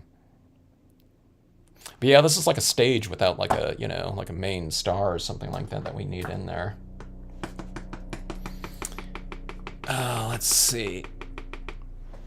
Alcohol markers in combo with colored pencils work great. Yeah, that sounds like a good combo right there. I have a lot of these saved to playlist. Oh, yeah, play them on like 4 times speed, Bonnie.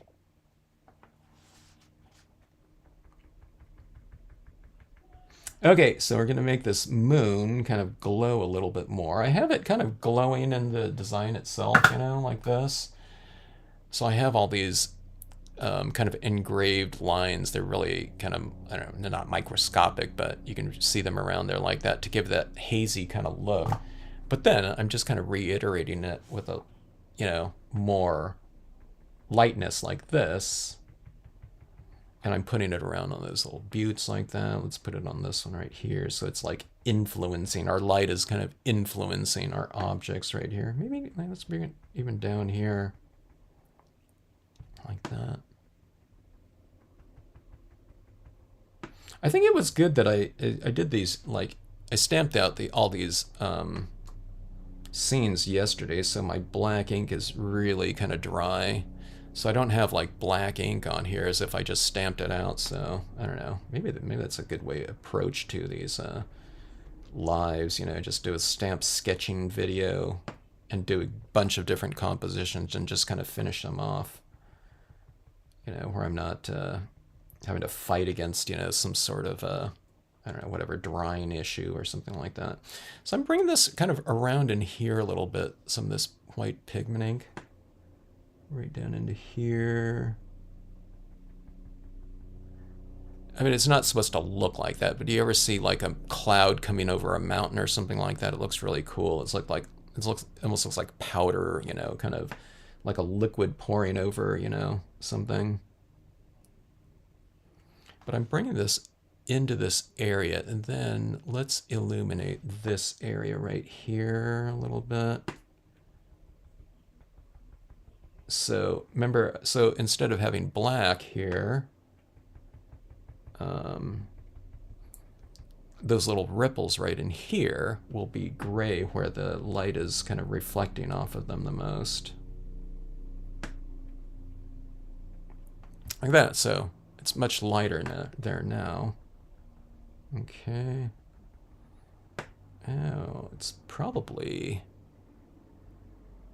like I don't know, like 30% gray. And again, it's going to dry a little bit darker than how it looks right now. And then when I spray seal it, it'll be a little bit darker. So I'm going to apply a pretty decent amount of it here, I think. And let's hope that that's enough.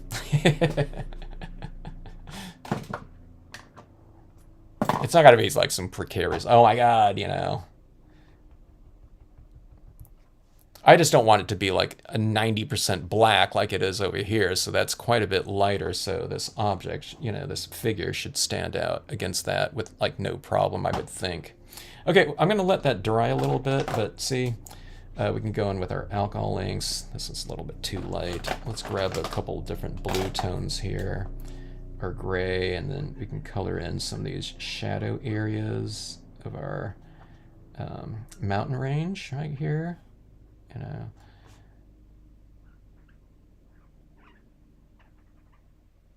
We'll kind of oscillate our lights and darks in there a little bit. That's a little bit too bright of a blue, so let's knock that down. Where did my gray go?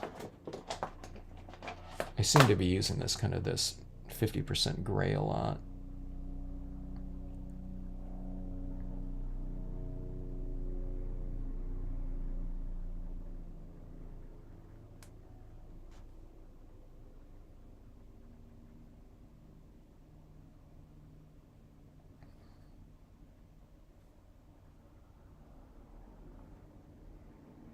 I'm gonna color in here again because that's where the the lighting is kind of hitting that those areas in there.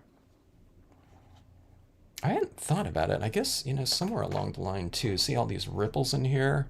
I mean, if I really wanted to take some time, to do something, I would kind of go in and add a little bit of variation to some of these ripples. Where it's just like all black like that. You can kind of give a little bit of a a different, slightly more dimensional hue against them. Oh, speaking of that, let's do this right here. Let me add a little bit of warmth onto the, some of these areas right here. So this is just like a really super, super light tan or peach maybe. Now I should have done that over the top of my moon, but that moon's like covered in white pigment ink now, so I don't think I want to do that. I could wipe it off and do it, but I don't want to do that now. But let's add a little bit of warmth down here. So see that? I don't know. I don't know if you can tell that, but see, I don't know if it's like glowing a little bit more. All right.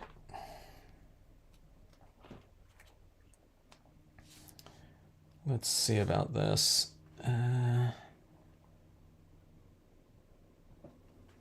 Right there, I guess. Stays on.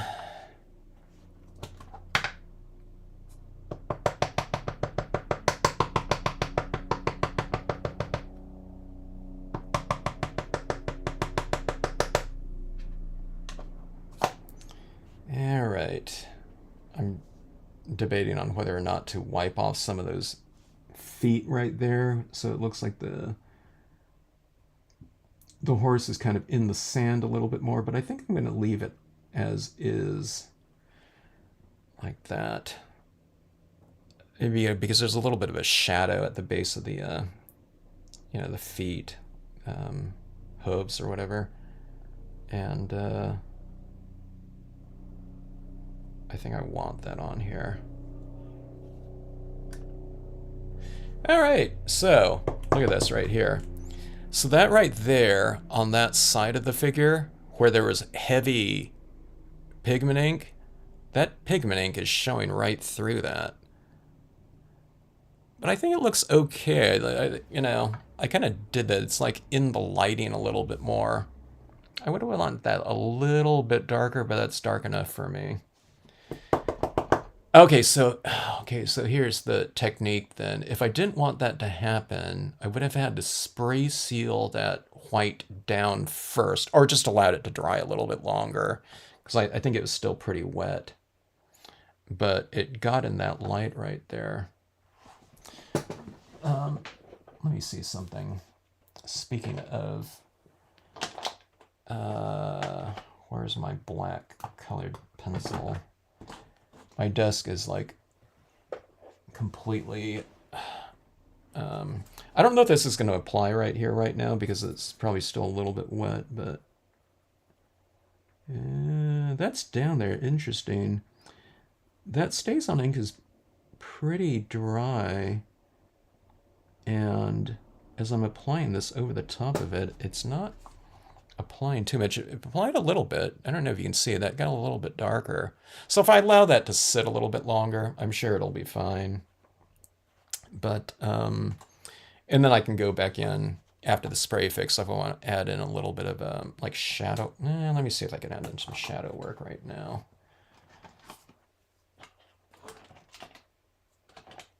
Let me see right here. Okay, I can do it right now. I'll just do it with this gray right here.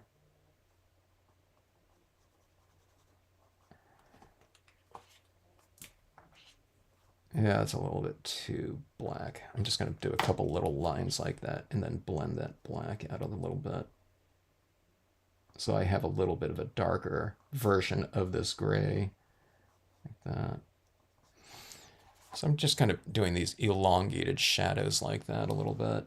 Let's see, I should have it like more curved though, with the sand dune like that.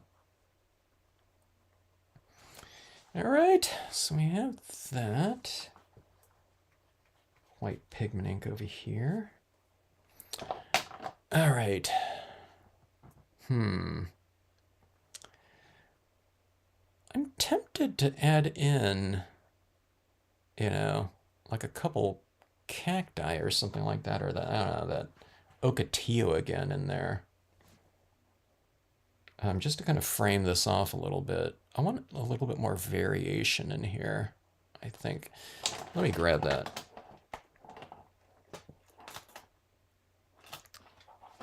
Yeah.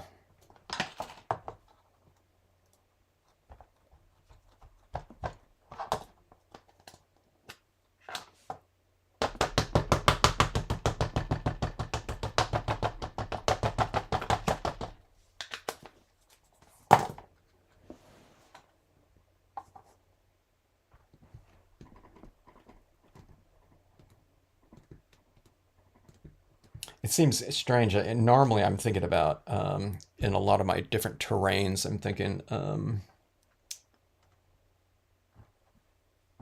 reeds large. I've used this in foregrounds for probably, I don't know, like thousands of scenes. Now I'm thinking about other types of imagery that I have.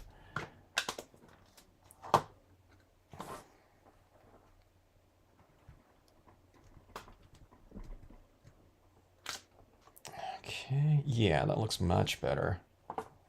See that right there? Doesn't that kind of frame things off a little bit better like that? And then we'll throw something right here. A little bit more of that texturing.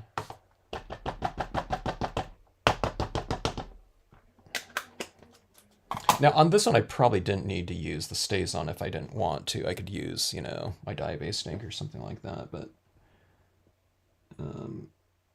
like this impression right here, I'm probably going over some of that white pigment ink in there, so maybe a good idea to go with the a little bit more of a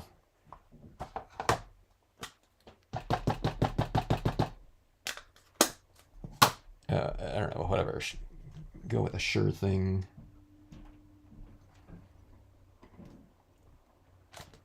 Okay.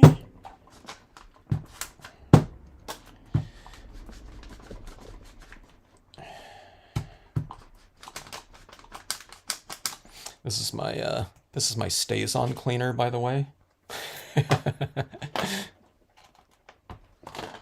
All right. So there we go. Let's see here. I haven't even used any of my acrylic paint pens for anything like that yet here or tonight. I don't know. It hasn't really occurred to me as something that that I feel like adding in here. I don't know. Maybe I will, but okay. So here's 3 of the. It's like horses in every single one of these right here. But 3 of the stamp sketches from last night finished off. With lighting. When I was stamping them out, it was the lighting kind of things that were coming to mind that were, I don't know. It's good that when you stamp out a scene, even if you don't have kind of an idea of where you want to take it, if it's kind of evocative. And I'm finding that using this imagery, it's evoking, like different things. Like on this one right here, I definitely wanted to see this in kind of a moonlit scenario right here. Yeah, it brings back memories of one of my favorite places to go hiking, and one of my favorite places to go hiking is at nighttime in those sand dunes out in Death Valley. But on this one right here, seeing this little passage of I don't know, whatever, water and light, so I have this little thing with the pigment ink coming through here, maybe I need to go with a little bit more pigment, like right at the base of this one. So it's like creeping around the corner like that. This, you know, this, you know, whatever, soft, kind of luminous entity, you can make a, like your lighting, sometimes it's like a character, in the piece, which I think all of these are right here now. And it's just simply, utilizing your white pigment ink in there. The white pigment ink for me, now the white pigment ink in here, I mean, it was, for to accentuate, some kind of statement. But a lot of times for me on some scenes, that white pigment ink additive, I can't tell you what percentage of it, that white pigment ink kind of saves my scenes, or it kind of brings it together. I wouldn't say it's like, some scene went off the rails or something like that, because I have it as a technique that I use on a lot of my pieces. So I just know that it's just going to, if I'm doing something along the lines, it's like I don't even think about it too much. If something happens, that's unintentional and undesirable, at some point in time, I don't really think about it. I don't think about it, or I haven't thought about it in years. And it's just because I know that, I have that white pigment ink, whatever application that's going to come into play anyway. So I can obscure something that I don't want to be standing out too much visually, or if I don't know, I did too much heavy inking somewhere and then everything gets muddled, it gets too muddy, from just too much colors, which happens to me all the time because I like to go kind of in extremes and make things look really super deep and lush with colors.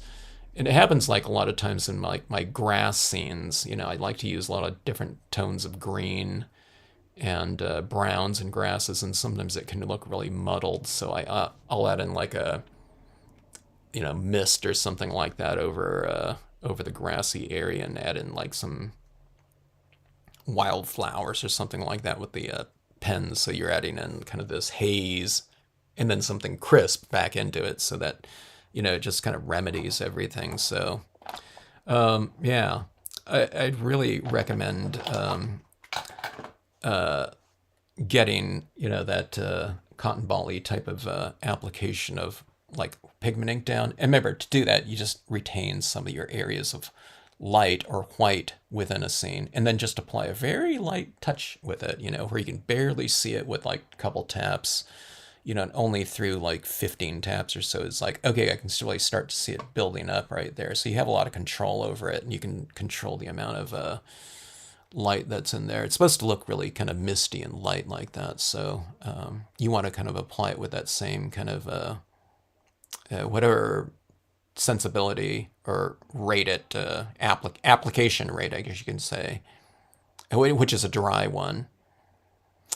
Let's see. Yeah.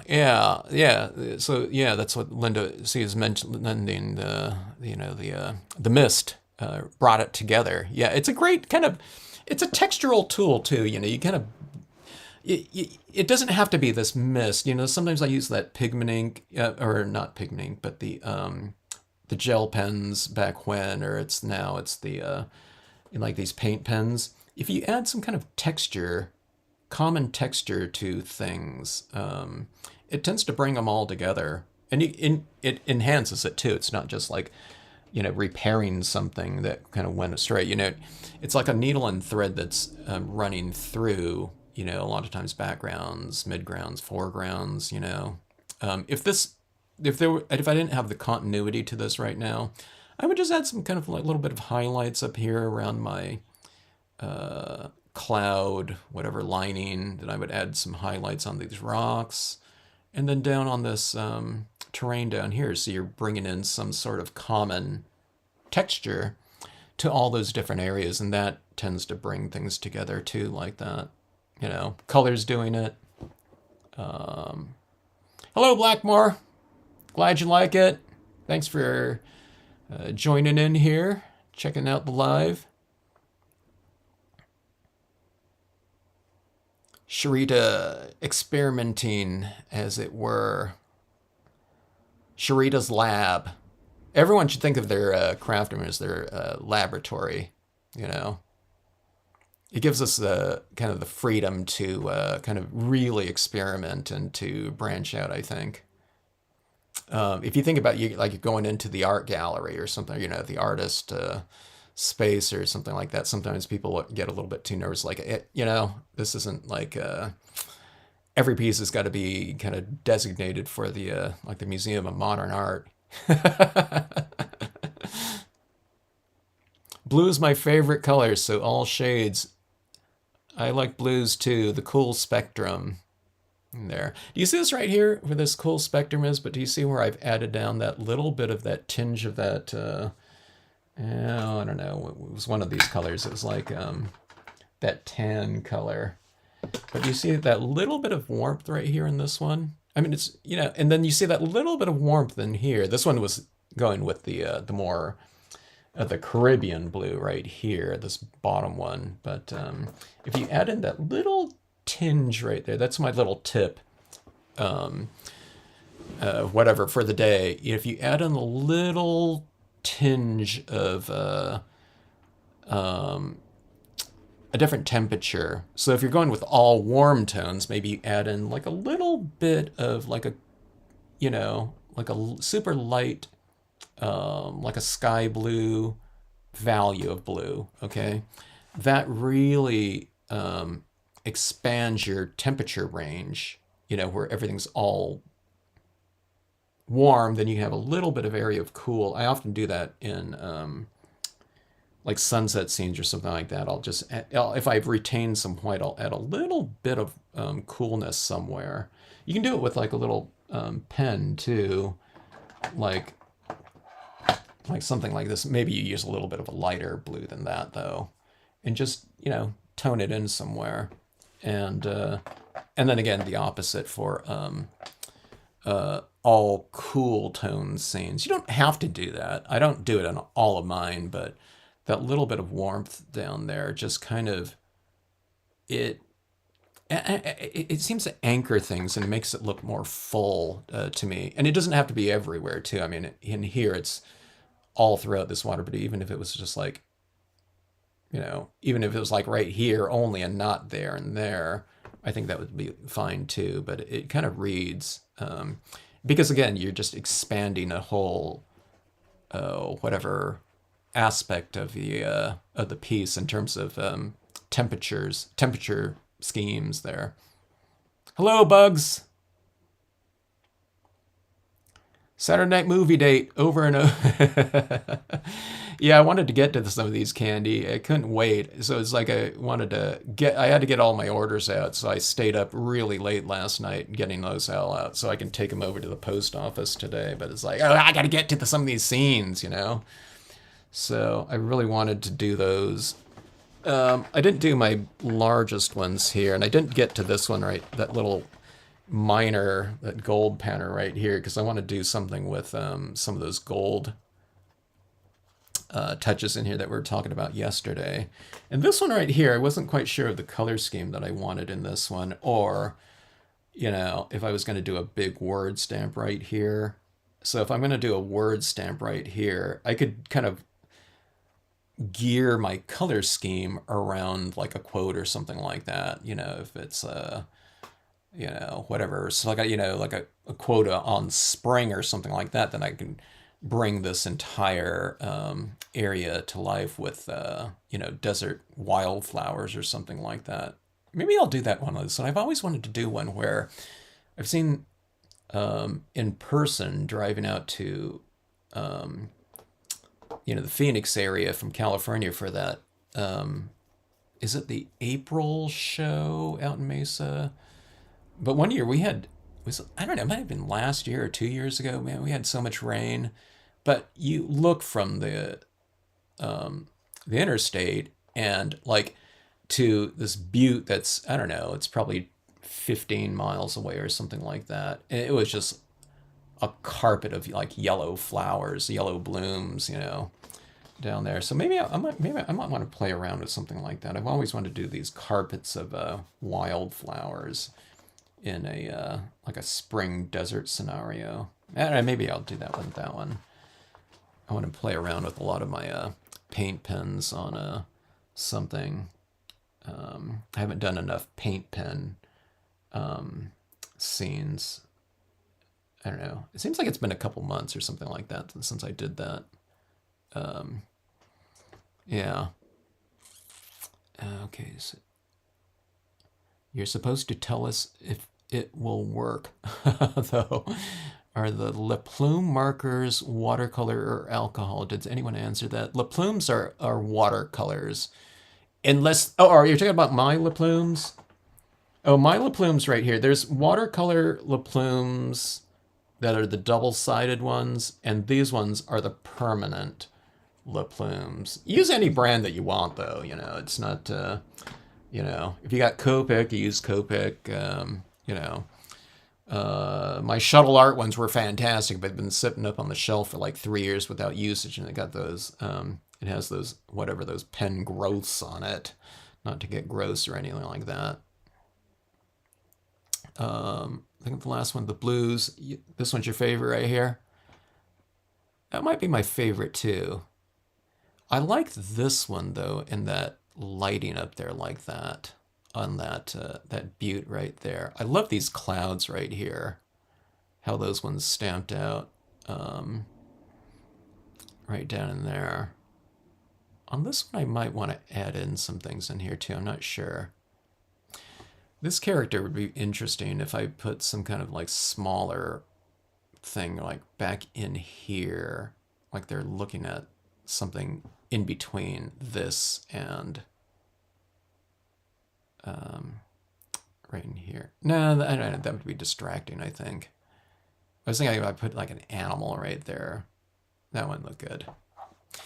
Oh, I want to do, now that I look at this right here too, this kind of like a monument type of thing. If I stamp something like that a little bit lower and I did like a bunch of planets right above it, that would be the perfect mountain for that, or butte, you know, something real kind of celestial. I used to like doing things too. I have the different phases of the moon, you know, like crescent, gibbous, full. And I like to do this whole kind of like thing up in the sky. And I think the desert imagery would be perfect for that, you know, now that I look at some of these pieces kind of more finished off.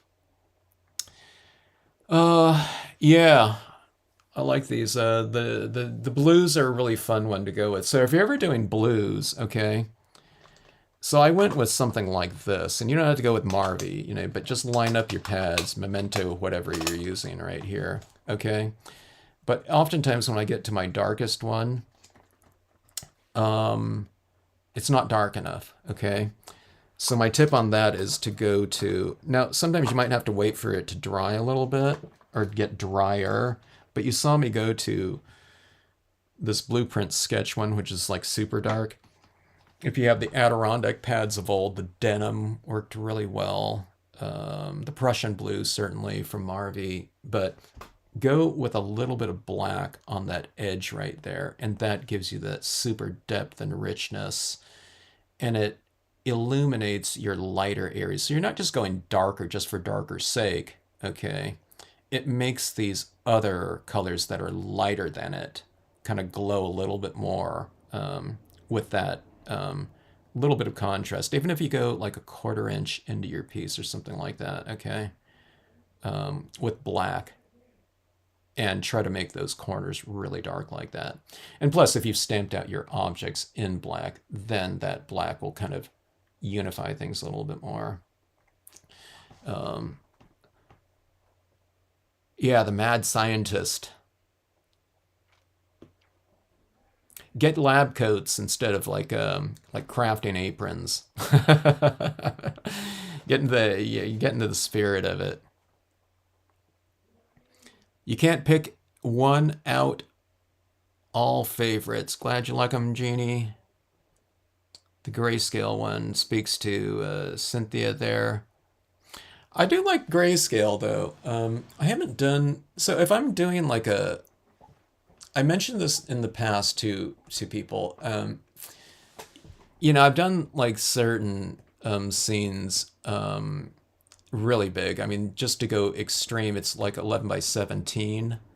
Um, and if you approach it this way with just like grayscale, it makes the process a lot faster, okay, than treating everything like separate colors, okay? I'm talking about, you know, if you're going like big, or even like 8.5 by 11 is really big too, but 11 by 17, you know, going those tabloid sizes. If you, one of the ways that I learned people do in painting is that you can do kind of a grayscale study or foundation, you know, where you have your lighting scheme kind of established. And then if you can go over these grayscale pieces and then add in your tones, your separate, your different color schemes, you know, blue skies or something like that, and reddish rocks or something like that. You can add it over the top of your grayscale. But the thing is about it is you don't have to think so much about lighting because it's already been established, okay? So you just don't want to eradicate your lighting that you've already established in there if you start adding tones to it. You know, if this area down here is going to be brown tones or reddish browns or something like that, you know, that type of landscape, then kind of add your lighter tones of those color schemes in your lighter areas and your darker ones in the darker areas like that. But you don't even have to go really too dark because, again, it's already kind of been established. So you can add in just your lighter tones of whatever color schemes you're doing right over the top of it. And it adds that tinge of that color in there. It's different than if you didn't use gray, you know what I mean? It kind of mutes it out a little bit. But it kind of mellows it out too, where it's a little bit more uniform. So like I said, you know, I mean, you can just go grayscale for grayscale sake, or use it as a base coat, you know what I mean, where you've already established all your shading and everything like that. It's akin to, like, you know, those old types of, you know, black and white photos that people colorized, you know, not digitally, I'm talking about like physically, you know, to get color into those pieces. And sometimes, you know, is to do that back when in the day, it was before like color prints and color photography. But people started doing that just for that look, you know, of it too. So, you know, it's akin to doing that. And you can use alcohol inks over the top of it, or your dye-based inks, or, you know, whatever you want. So, yeah, all kinds of possibilities there. All right, folks. Thanks for joining in on this impromptu piece, impromptu live right here. It was great to see everyone. Drop me a note if you have any questions about anything that was done on this, or if you want to replicate things, you know, and if you have run into any issues or something like that, let me know. Oftentimes it's just using more inks, you know, in terms of this particular blending process right here with a lot of dye-based inks. And it, again, it's glossy cardstock, not glossy photo paper. Glossy photo paper would be a completely different type of whatever acceptance rate, drying time of your inks. You couldn't blend in these tones like this on glossy photo paper because it has an emulsion, super fast drying surface on there, which would be great for things like alcohol inks. I could blend on there a lot. But yeah, just use the right types of media for those purposes like that. And remember, if you're stamping over the tops of things like pigment inks or something like that, think about, you know, going into your solvent inks like a StazOn. All right, everyone, have a great rest of night, evening, whatever time it is for you. Trying in to see you. Live. Good night, everyone.